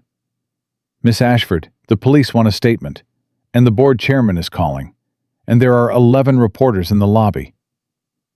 Victoria straightened her spine. She pulled the bandana off her head and shook out her hair. She smoothed the maintenance uniform she was still wearing and looked at Derek. "Tell the board chairman I'll call him in the morning. Tell the reporters I'll make a statement at 9 a.m. And Derek." "Yes, ma'am?" "Give every person on the cleaning crew a $1,000 bonus tonight. Cash. From my personal account, and learn their names." Derek nodded. He paused at the door. "Miss Ashford, for what it's worth, I'm glad I stayed." "So am I, Derek. So am I." The building was quiet. The crisis was over. But as Marcus walked toward the elevator, his phone buzzed. A photo from Rosa. Destiny asleep on Rosa's couch, Captain Cloudhopper clutched to her chest, a half-finished drawing on the coffee table. The drawing was a building. Tall, strong, with a garden on the roof. And standing in front of it, two stick figures, a big one and a small one, holding hands. Marcus stared at the photo until his vision blurred. Then he put the phone in his pocket and punched the elevator button. He had a daughter to get home to. Marcus didn't sleep that night. He picked up Destiny from Rosa's apartment at 2 a.m., carried her to the truck, buckled her in without waking her, and drove home through empty streets. He put her to bed. He sat at the kitchen table, and he waited for the world to fall apart. It didn't fall apart. It cracked open slowly, the way a building demolition happens in controlled sequences, one charge at a time, each explosion revealing something that had been hidden inside the structure all along. By 6 a.m., the news broke. Marcus Hale, CFO of Ashford Development, arrested on charges of embezzlement, fraud, and criminal endangerment. The Meridian Tower project suspended pending structural investigation. Ashford Development stock dropped 14% at market open. By 9 a.m., Victoria held her press conference. She stood in front of Ashford Tower in a black suit. No notes, no teleprompter. The cameras flashed so fast, the light was nearly constant. "Last night," Victoria said, her voice carrying across the crowd, "we discovered that Marcus Hale, our former chief financial officer, had been systematically substituting substandard materials in the construction of the Meridian Tower. Foundation columns that were specified as solid reinforced concrete were poured hollow and filled with construction waste. Safety equipment was sabotaged. Millions of dollars were diverted to offshore accounts." The reporters erupted. Victoria raised her hand. "I am not here to deflect blame. This happened on my watch. I should have caught it sooner. I didn't. But when we did discover the truth, we acted immediately. The Meridian Tower will be demolished and rebuilt from scratch at the company's expense.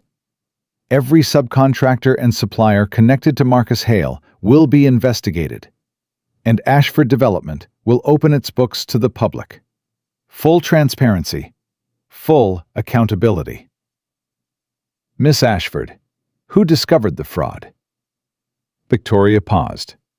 She looked to her left, where Marcus was standing off camera, wearing jeans and his blue plaid shirt, holding a coffee cup. He shook his head slightly. "Don't." "It was a team effort," Victoria said. "Our facility staff, our internal operations team, and an independent structural consultant who identified the deficiencies. I'll be releasing a full report within the week." She didn't name him. He didn't want to be named. He wanted to go home and make Destiny breakfast. The weeks that followed were brutal. The board convened an emergency session.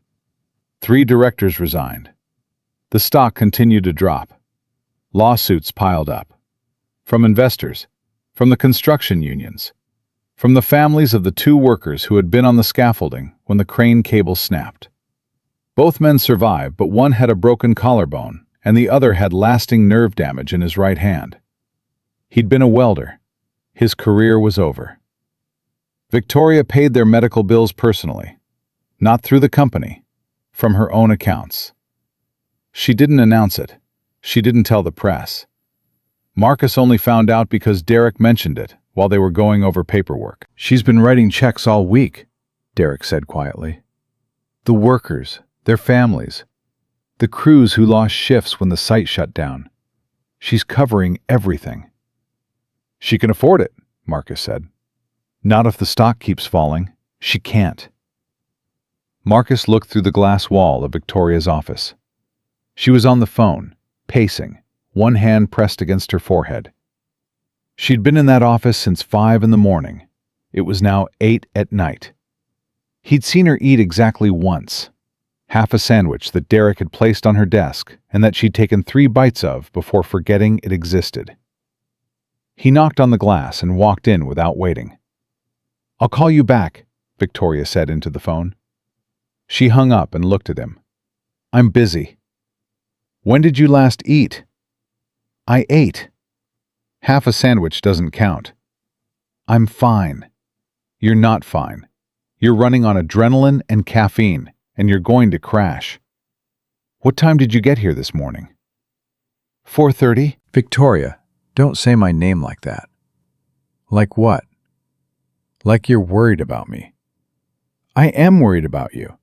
She sat down heavily in her chair. For a moment, the armor slipped, and he saw the exhaustion underneath. The dark circles, the tension in her jaw, the way her hands were trembling slightly on the desk. "The board wants me to step down," she said. "They're calling it a leave of absence, voluntary. But we both know what it means." "What did you tell them?" "I told them they could have my resignation when they pried it out of my cold, dead hands." She laughed, but it was hollow. "My father built this company. He put 40 years of his life into it. And I let a man I trusted gut it from the inside." "You didn't let him do anything. He fooled you. He fooled everyone." "He didn't fool you." "I wasn't looking at spreadsheets. I was looking at concrete. It's easier to spot a lie when you can hold it in your hands." Victoria leaned back in her chair. "The Meridian demolition starts next week. 12 months of construction. 50 million in investor money. Gone. We're going to tear it down and start over." "Good." "Good? It's a catastrophe." "It's an opportunity." Marcus pulled a chair over and sat down across from her. "You're going to rebuild that tower, and you're going to do it right. New foundation, new materials, new standards. When it goes up, it'll be the safest building in Manhattan. And everyone will know that Ashford Development is the company that caught its own mistake and fixed it. That's not a scandal. That's a legacy." Victoria looked at him for a long time. "You really believe that?" "I've rebuilt my life twice. You can rebuild a building." "I don't know how to rebuild things, Marcus. I only know how to build them the first time and hold on." "Then let me help." Victoria pressed her lips together. She picked up a pen and turned it over in her fingers, a habit Marcus had noticed she had when she was thinking through something she didn't want to say out loud. "The board meeting is Friday," she said. "If I survive the vote, I want you to lead the redesign, not as a consultant, as the lead structural engineer. Full title, full authority." "My license lapsed." "I know. I've already spoken to the licensing board. Your credentials are still valid. You just need to pass the renewal exam and complete the continuing education hours. I'm paying for all of it." "Victoria, don't argue with me.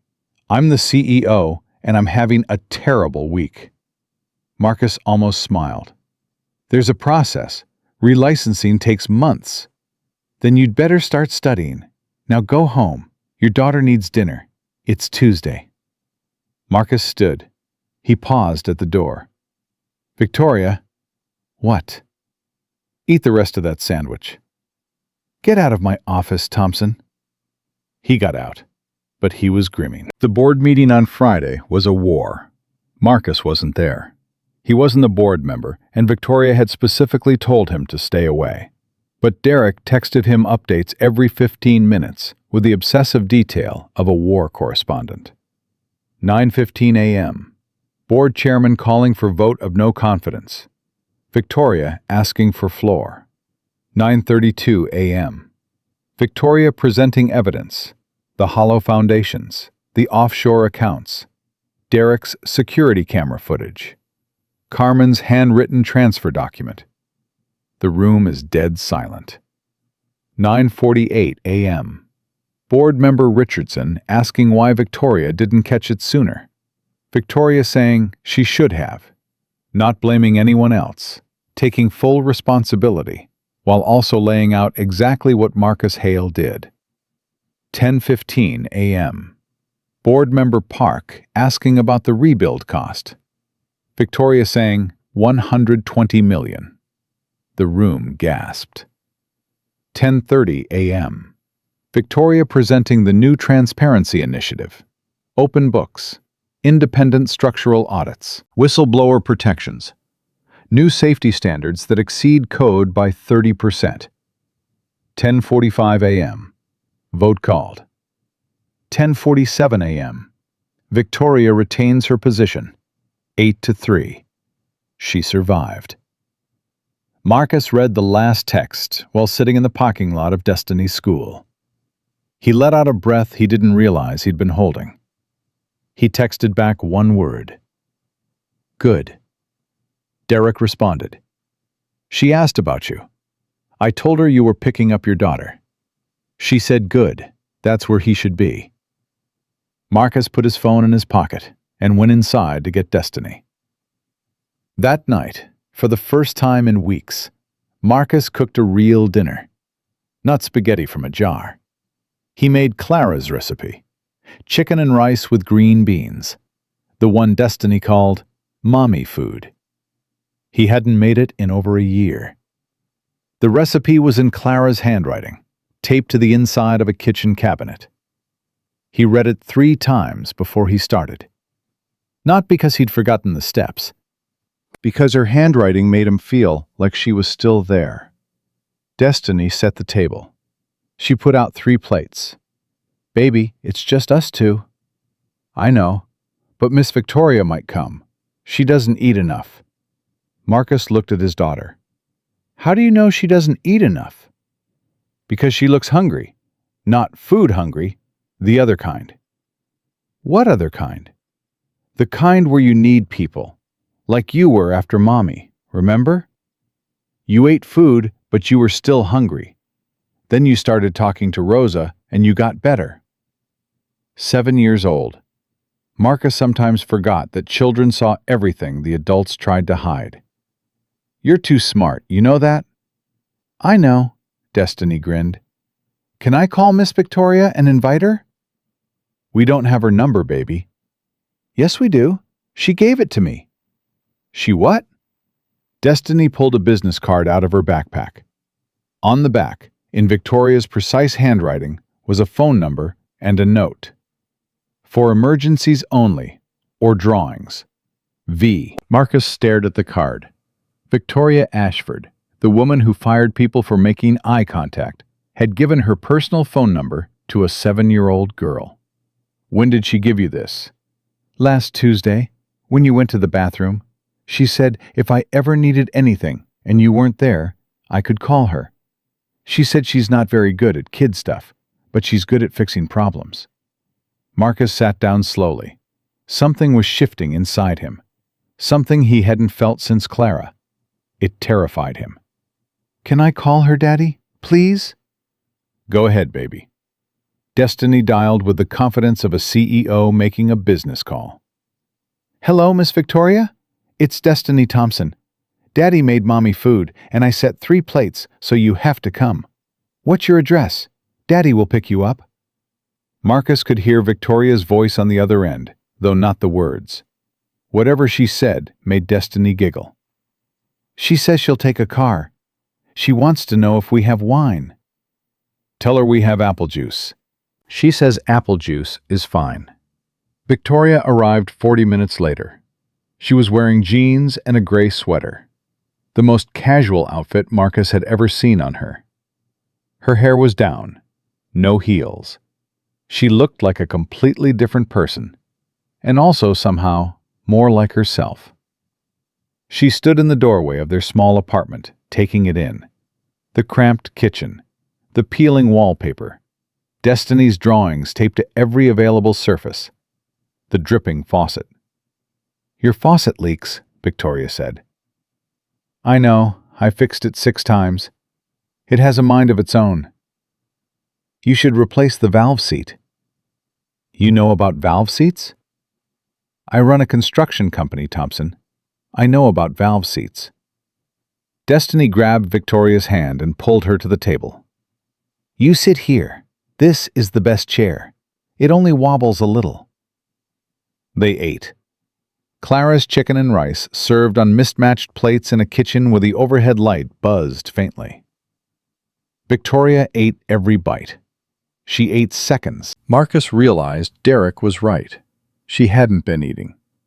After dinner, Destiny insisted on showing Victoria her room. Marcus cleared the dishes and listened to them through the thin wall.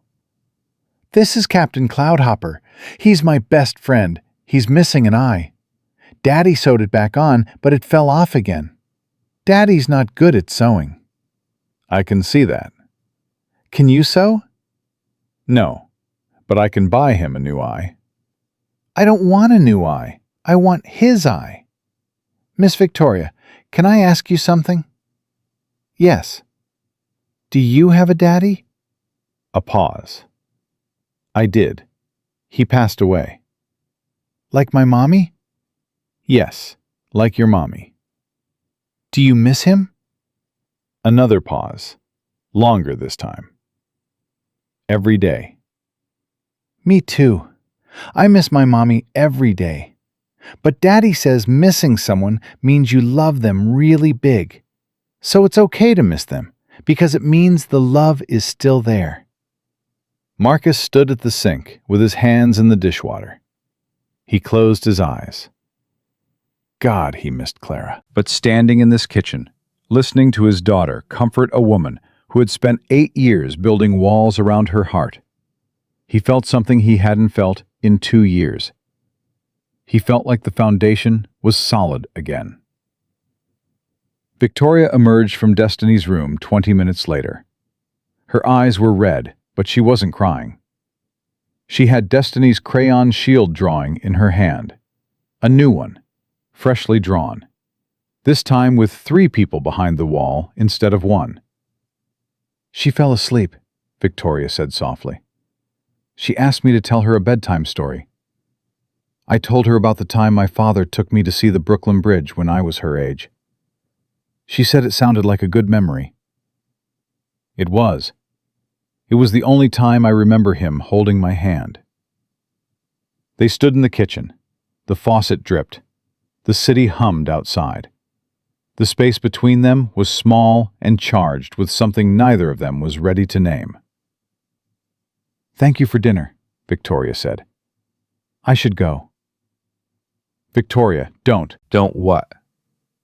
"Don't look at me like that." Like what? "Like I'm someone worth looking at. I fired a man for leaving a streak on my window. I cut the cleaning crew's holiday bonus. I've been so focused on the company that I forgot there were actual human beings inside it." You remembered. That's what matters. It took a single dad with a mop and a 7-year-old with crayons to remind me. That's not exactly a leadership triumph. It doesn't matter how you got here. It matters that you're here. Victoria looked at the drawing in her hand. 3 people behind a colorful wall.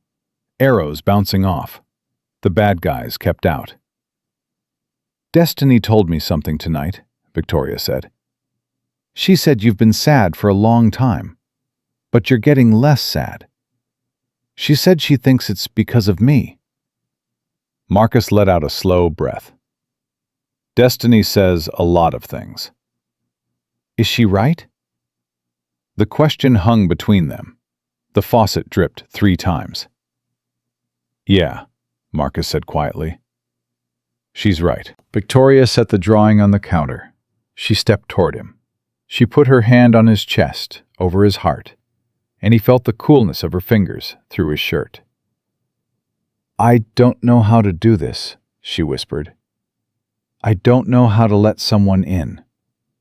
My whole life I've been told that emotions are liabilities, that caring makes you weak. It doesn't. How do you know?" "Because I cared about Clara more than anything in the world, and losing her almost killed me. But it didn't make me weak. It made me the kind of man who climbs a crane in a windstorm to save 2 strangers. Caring doesn't make you weak, Victoria. It makes you dangerous. She looked up at him. He looked down at her, and then he kissed her.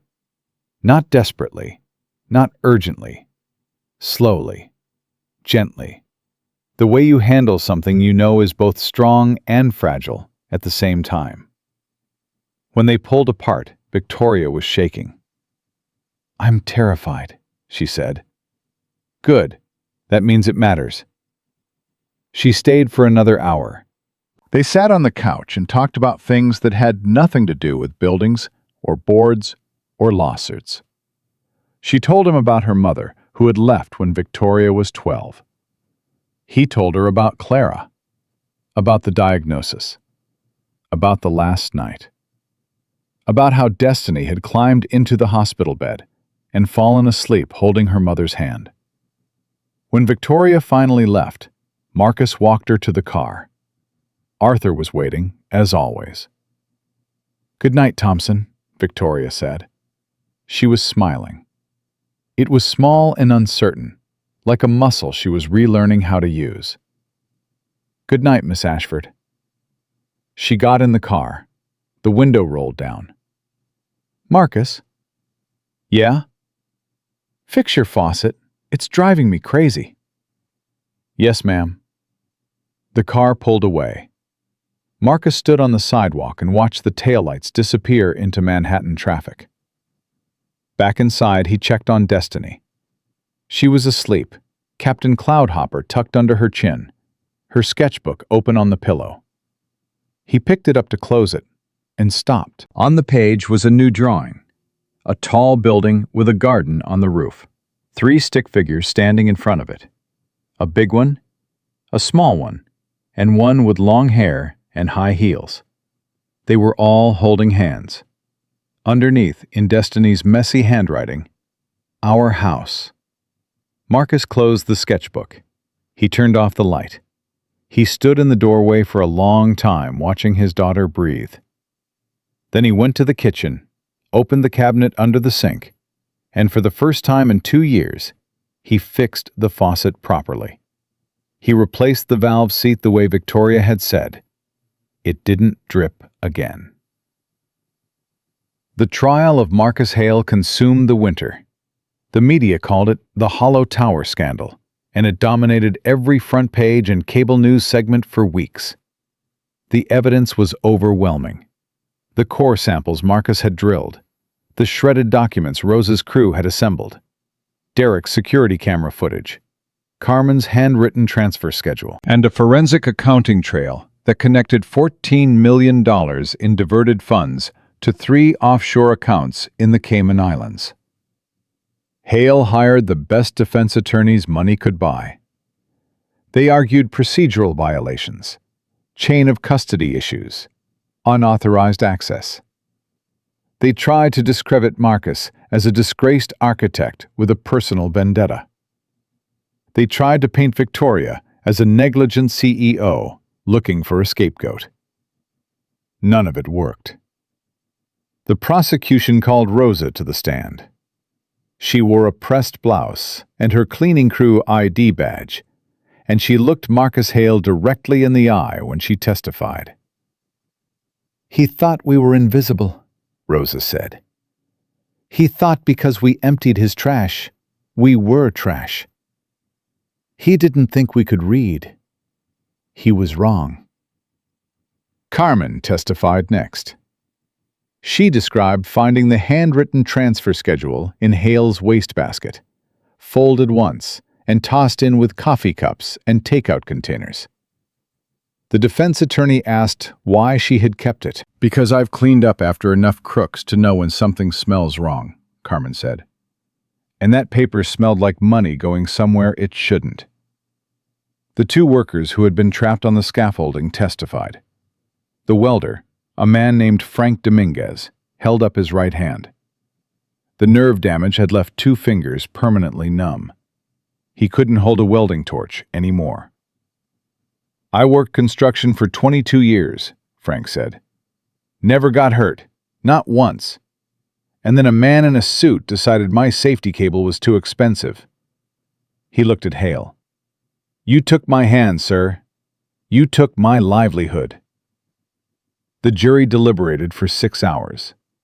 Guilty on all counts: embezzlement, fraud, criminal endangerment, conspiracy, sabotage of a construction site resulting in bodily harm. Marcus Hale was sentenced to 18 years. When the verdict was read, Marcus was sitting in the gallery beside Victoria. She didn't react.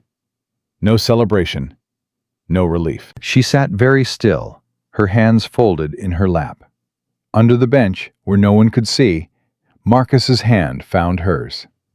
She gripped it hard enough to turn his knuckles white. Outside the courthouse, the reporters swarmed. Victoria gave a brief statement.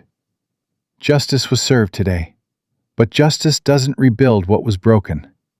That's our job now. Ashford Development will honor its commitment to safety, transparency, and the people who depend on us. From our investors to the men and women who build our structures with their hands." A reporter shouted from the back, "Miss Ashford, is it true that the structural deficiencies were first identified by a construction laborer making less than $10 an hour?"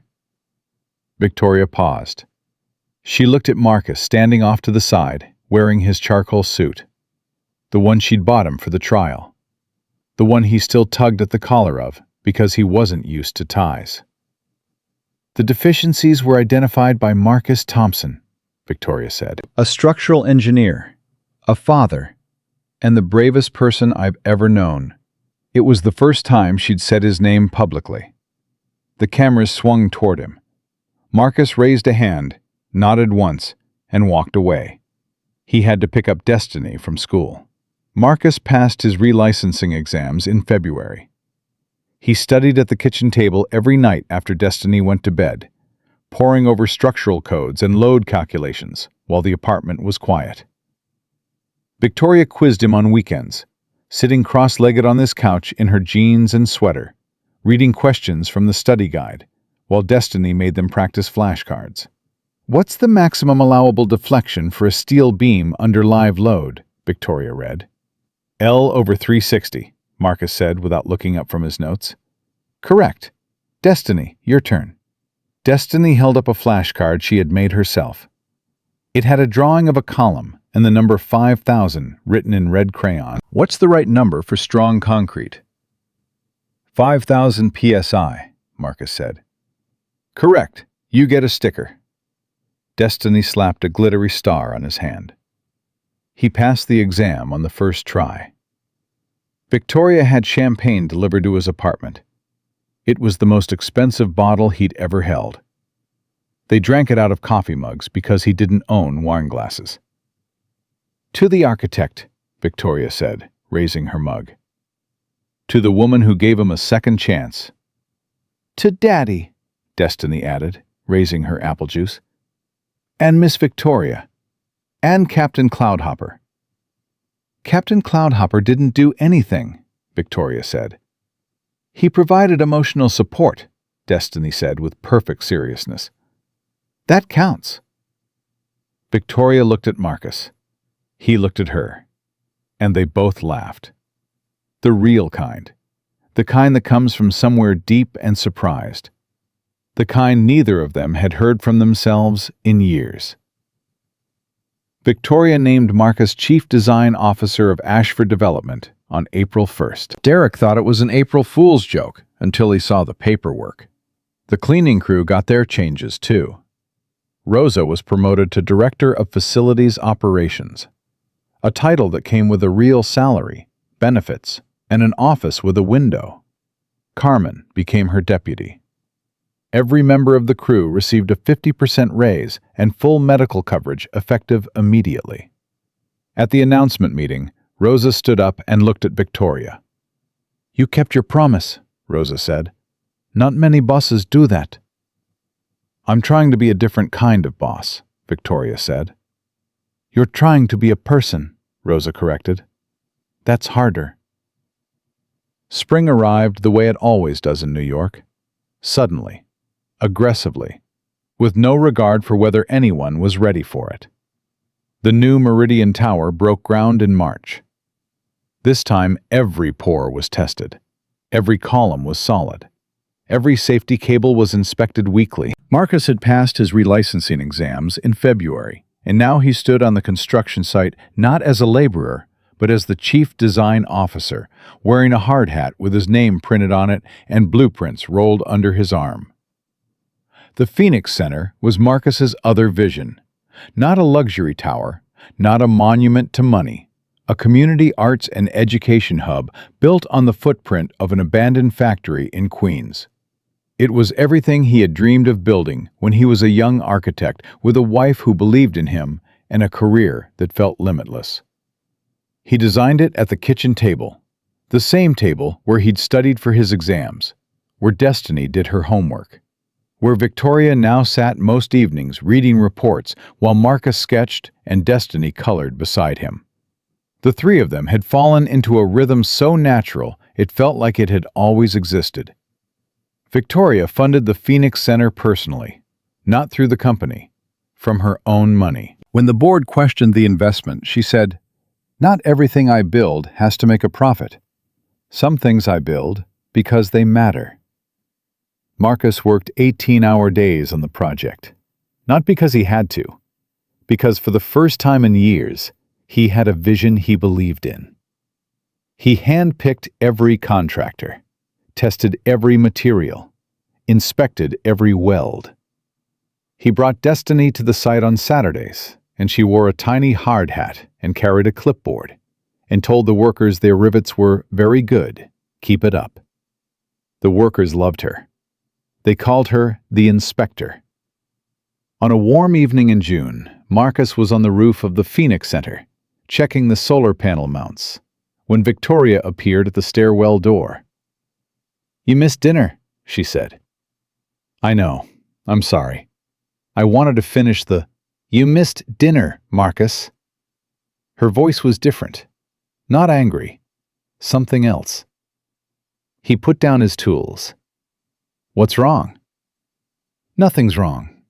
Destiny and I ate without you. She made you a plate." "It's in the microwave." "She also told me to tell you that Captain Cloudhopper is mad at you for being late." "I'll apologize to Captain Cloudhopper." "You'll apologize to Destiny first."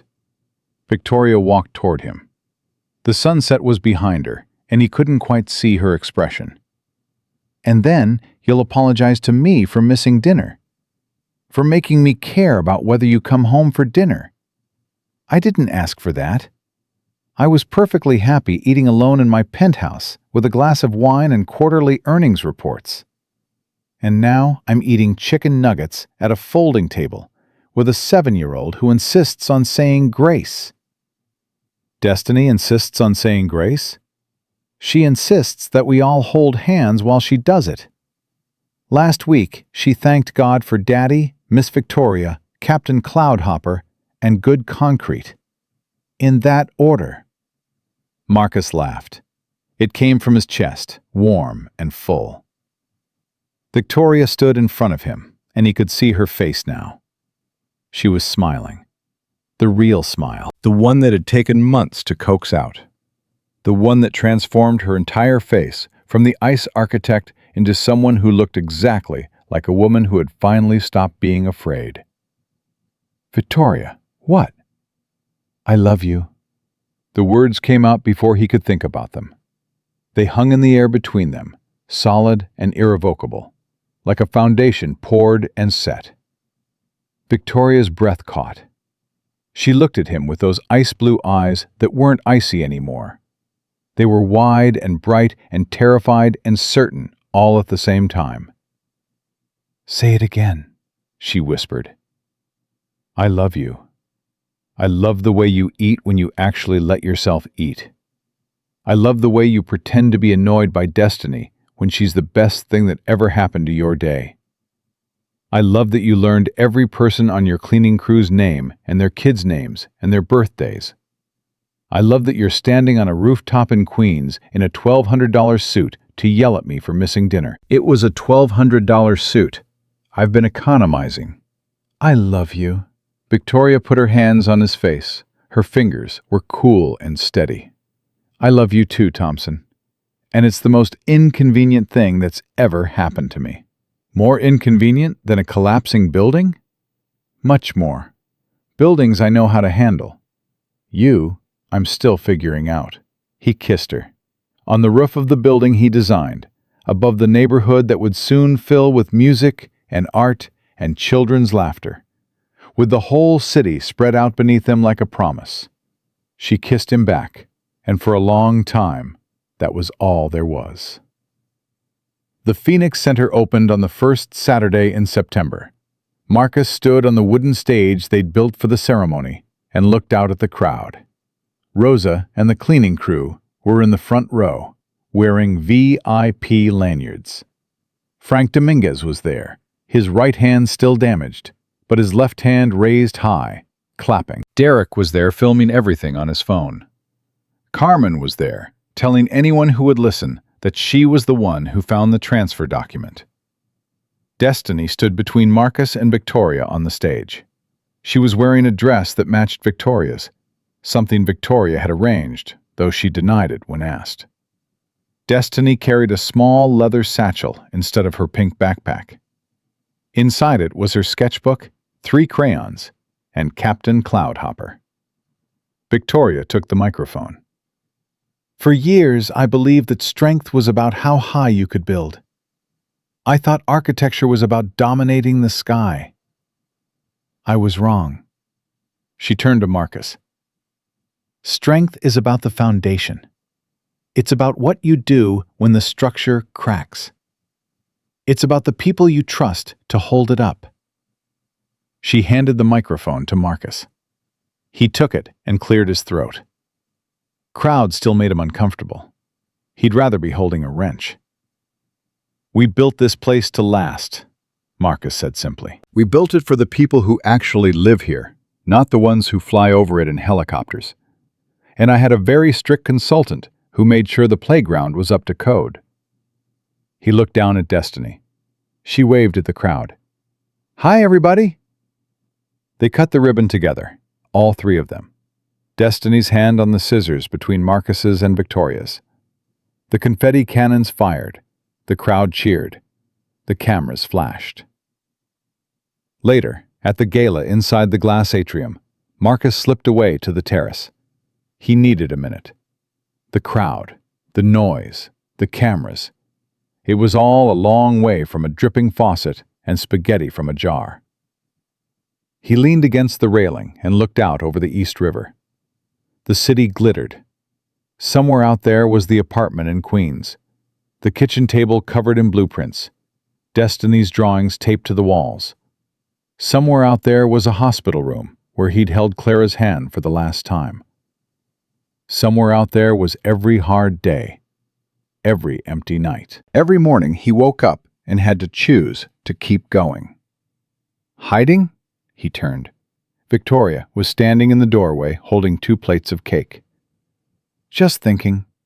She handed him a plate. "About what?" "About Clara. She would have loved this building. She would have loved that the roof has a garden." Victoria was quiet. She didn't try to fill the silence. She just stood beside him and let him have the moment.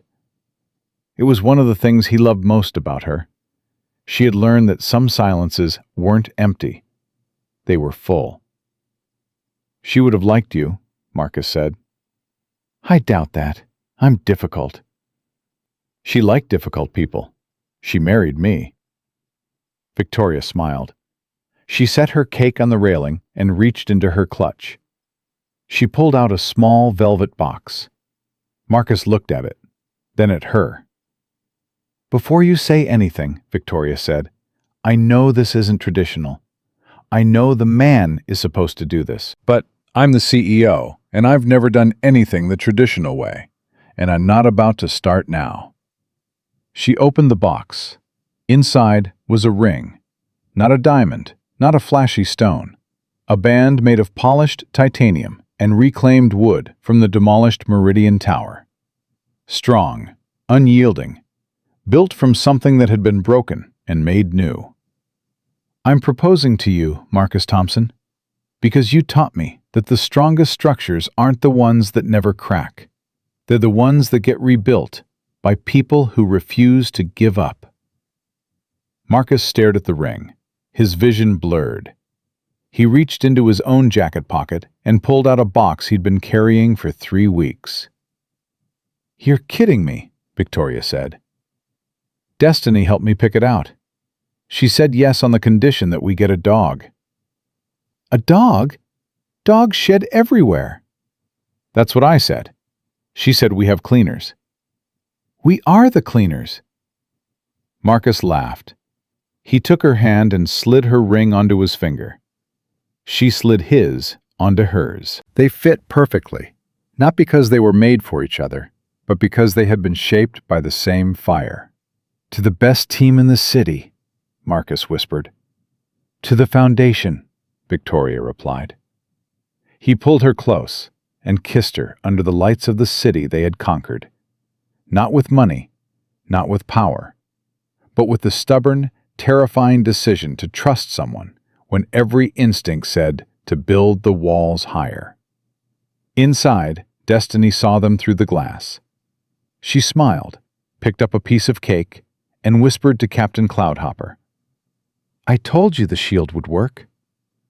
And she was right. 6 months later, Marcus stood in front of a mirror in a small room at City Hall. Derek was adjusting his tie for the 3rd time. "You're fidgeting," Derek said. "I'm not fidgeting. You've checked your pocket 4 times in the last 2 minutes." Marcus checked his pocket again. The rings were still there, his and Victoria's. They'd decided to exchange them again today, a symbol of choosing each other, not just once, but every day. "Is Destiny ready?" Marcus asked. "She's been ready for an hour. She's currently explaining to the judge how Captain Cloudhopper needs to be part of the ceremony because he's family." Oh, God. The judge thinks she's adorable. Rose is taking pictures. Carmen brought enough flowers to fill a funeral home. It's chaos out there. "Good chaos?" Derek smiled. "The best kind." The ceremony was small, just the people who mattered. Rosa and the cleaning crew, Frank Dominguez and the workers from the Phoenix Center, Derek, Destiny in her flower girl dress with Captain Cloudhopper tucked under her arm. Victoria walked down the short aisle alone. She didn't need her father to give her away. She'd given herself away the moment she'd pinned a crayon drawing to her office wall and let a 7-year-old crack her armor. She wore a simple white dress. Her hair was down. She was barefoot. The most unconventional bride Marcus had ever seen. The most beautiful. They stood in front of the judge. Destiny stood between them, holding both their hands. The judge smiled. "I understand we have some special vows today?" Marcus looked at Victoria. She nodded. "I promise," Marcus said, "to always tell you the truth, even when it's inconvenient. To eat the sandwiches you forget on your desk. To fix the faucets that drive you crazy. To hold up the structure when you're tired. And to never, ever let you face the collapse alone." Victoria's voice was steady, but her eyes were bright. "I promise to see you, not the laborer, not the man who was invisible, but the architect, the father, the strongest person I know. I promise to learn, to grow, to be the kind of person who doesn't just build empires, but builds a home. And I promise to love your daughter as fiercely as I love you." Destiny tugged on Victoria's dress. "You forgot the part about Captain Cloudhopper." The room laughed. Victoria knelt down so she was eye level with Destiny. "And I promise to love Captain Cloudhopper, even though he sheds imaginary fur everywhere." "He doesn't shed." "My mistake." They exchanged rings again, the same titanium and reclaimed wood. Broken things made beautiful. The judge pronounced them married, and the small room erupted in cheers. Rosa was crying. Derek was filming. Carmen was throwing flower petals with theatrical enthusiasm. Frank was clapping with his one good hand pressed against his chest. Marcus kissed Victoria, and Destiny threw her arms around both of them. Captain Cloudhopper squished between them. And for a moment, the whole world was just the three of them. A family built from grief and grit and the stubborn refusal to give up. At the reception in the Phoenix Center, Rosa stood up to give a toast. She held her glass high and looked around the room at the cleaning crew, the construction workers, the people who had spent their lives being invisible. "I want to say something," Rosa said. "To all of you who clean the floors and haul the trash and do the work nobody notices. You are not invisible. You are the foundation. And Marcus Thompson taught us that foundations matter more than anything else." She turned to Marcus and Victoria. "You two taught us that broken things can be rebuilt. That the people you overlook might be the ones who save your life. That caring isn't weakness. It's the strongest thing there is." She raised her glass higher. "To the foundation." The room echoed. "To the foundation." Marcus pulled Victoria close. Destiny was on the dance floor with Derek, both of them doing moves that should probably be illegal at a wedding. Captain Cloudhopper sat in a chair with a flower crown someone had made for him. "Are you happy?" Victoria asked. Marcus thought about it. Really thought about it. 2 years ago, he'd been a broke single father, hauling rebar for $9.50 an hour. Invisible. Forgotten. Hanging on by his fingernails. Now, he was the chief design officer of Ashford Development. He had his engineering license back. He'd designed a building that would serve his community for generations. He'd caught a criminal and saved lives. He'd found love when he thought love was done with him forever. But more than any of that, he could look his daughter in the eye and know he'd done the right thing. Even when it was hard. Even when it was dangerous. Even when every instinct screamed to stay invisible and safe. "Yeah," Marcus said. "I'm happy." "Me too." Victoria leaned her head on his shoulder. "It's terrifying." "Good. That means it matters." They danced while Destiny spun in circles and Rosa took pictures, and the city lights came on one by one outside the windows.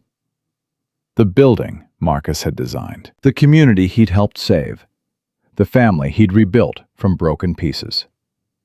Later that night, after the guests had gone home and Destiny was asleep in the car with Captain Cloudhopper, Marcus and Victoria stood alone in the empty atrium of the Phoenix Center. "I was thinking," Victoria said, "about what you said once, about how real architects look at broken things and see foundations waiting to be poured." "I remember. I think that's what you did for me. You looked at this cold, terrified woman who'd built walls around herself for 8 years, and instead of walking away, you saw the foundation underneath. You saw what I could be if someone just helped me rebuild." Marcus took her hand. "You did the same for me. You saw a man mopping floors, and you didn't see failure. You saw potential. You gave me a second chance when I'd stopped believing second chances existed." "We saved each other." "Yeah, we did." They stood there in the building they'd created together. Not just the Phoenix Center, but the life they'd built, the family they'd formed, the future they'd chosen when it would have been easier to stay broken. Victoria thought about the day the scaffolding fell, how Marcus had thrown himself into the collapse zone without thinking, how he'd saved her life and then walked away like it was nothing, like he was nobody. But he wasn't nobody. He never had been. The people the world overlooks, the ones who empty the trash and mop the floors and haul the rebar, they're not invisible. They're the foundation. And foundations are what hold up everything else. Marcus thought about Clara. about the promise he'd made to himself the day she died, that he would keep going, that he would raise Destiny to be brave and kind, that he would look her in the eye and tell her that her father did the right thing, always, even when it cost him everything. He'd kept that promise, and somehow, impossibly, he'd found more than survival. He'd found purpose, love, a second chance at the life he thought he'd lost. "Come on," Marcus said, squeezing Victoria's hand. "Let's go home. Destiny's going to wake up and demand pancakes, and we both know I'm a terrible cook." "I'll make the pancakes." "You know how to make pancakes?" "I run a billion-dollar company, Thompson. I think I can handle pancakes." They walked out together into the New York night. The city that had broken them both. The city that had brought them together. The city where a man they called just a janitor had saved the most feared CEO in Manhattan and changed both their lives forever. Because that's the truth about foundations. They don't have to be perfect. They don't have to be pretty. They just have to be strong enough to hold up everything you build on top of them. And sometimes, the strongest foundations are built by the people you never see coming. The ones you overlook. The ones you underestimate. The ones who prove that titles and paychecks and corner offices don't measure a person's worth. Worth is measured in courage, in integrity, in the willingness to throw yourself into the collapse zone when everyone else freezes, in the decision to keep building even when everything falls apart. Marcus Thompson was never just a janitor. He was an architect, a father, a man who understood that the strongest structures aren't the ones that never crack. They're the ones that get rebuilt by people who refuse to give up. And Victoria Ashford was never just the Ice Queen CEO. She was a woman learning to let people in, learning that caring isn't weakness, learning that the people who clean your office might be the ones who save your company, learning that love is the most dangerous, beautiful foundation of all. Together, they rebuilt more than buildings. They rebuilt lives. They rebuilt trust. They rebuilt the very idea of what strength means. So here's what you need to remember. Be kind to every person you meet. The one who empties your trash might be the one who saves your life. The one who mops your floor might be the one who sees the cracks before the building falls. The one you overlook today might be the only one brave enough to stand between you and the collapse. Marcus Thompson was nobody important until he became the most important person in the room. And that made all the difference.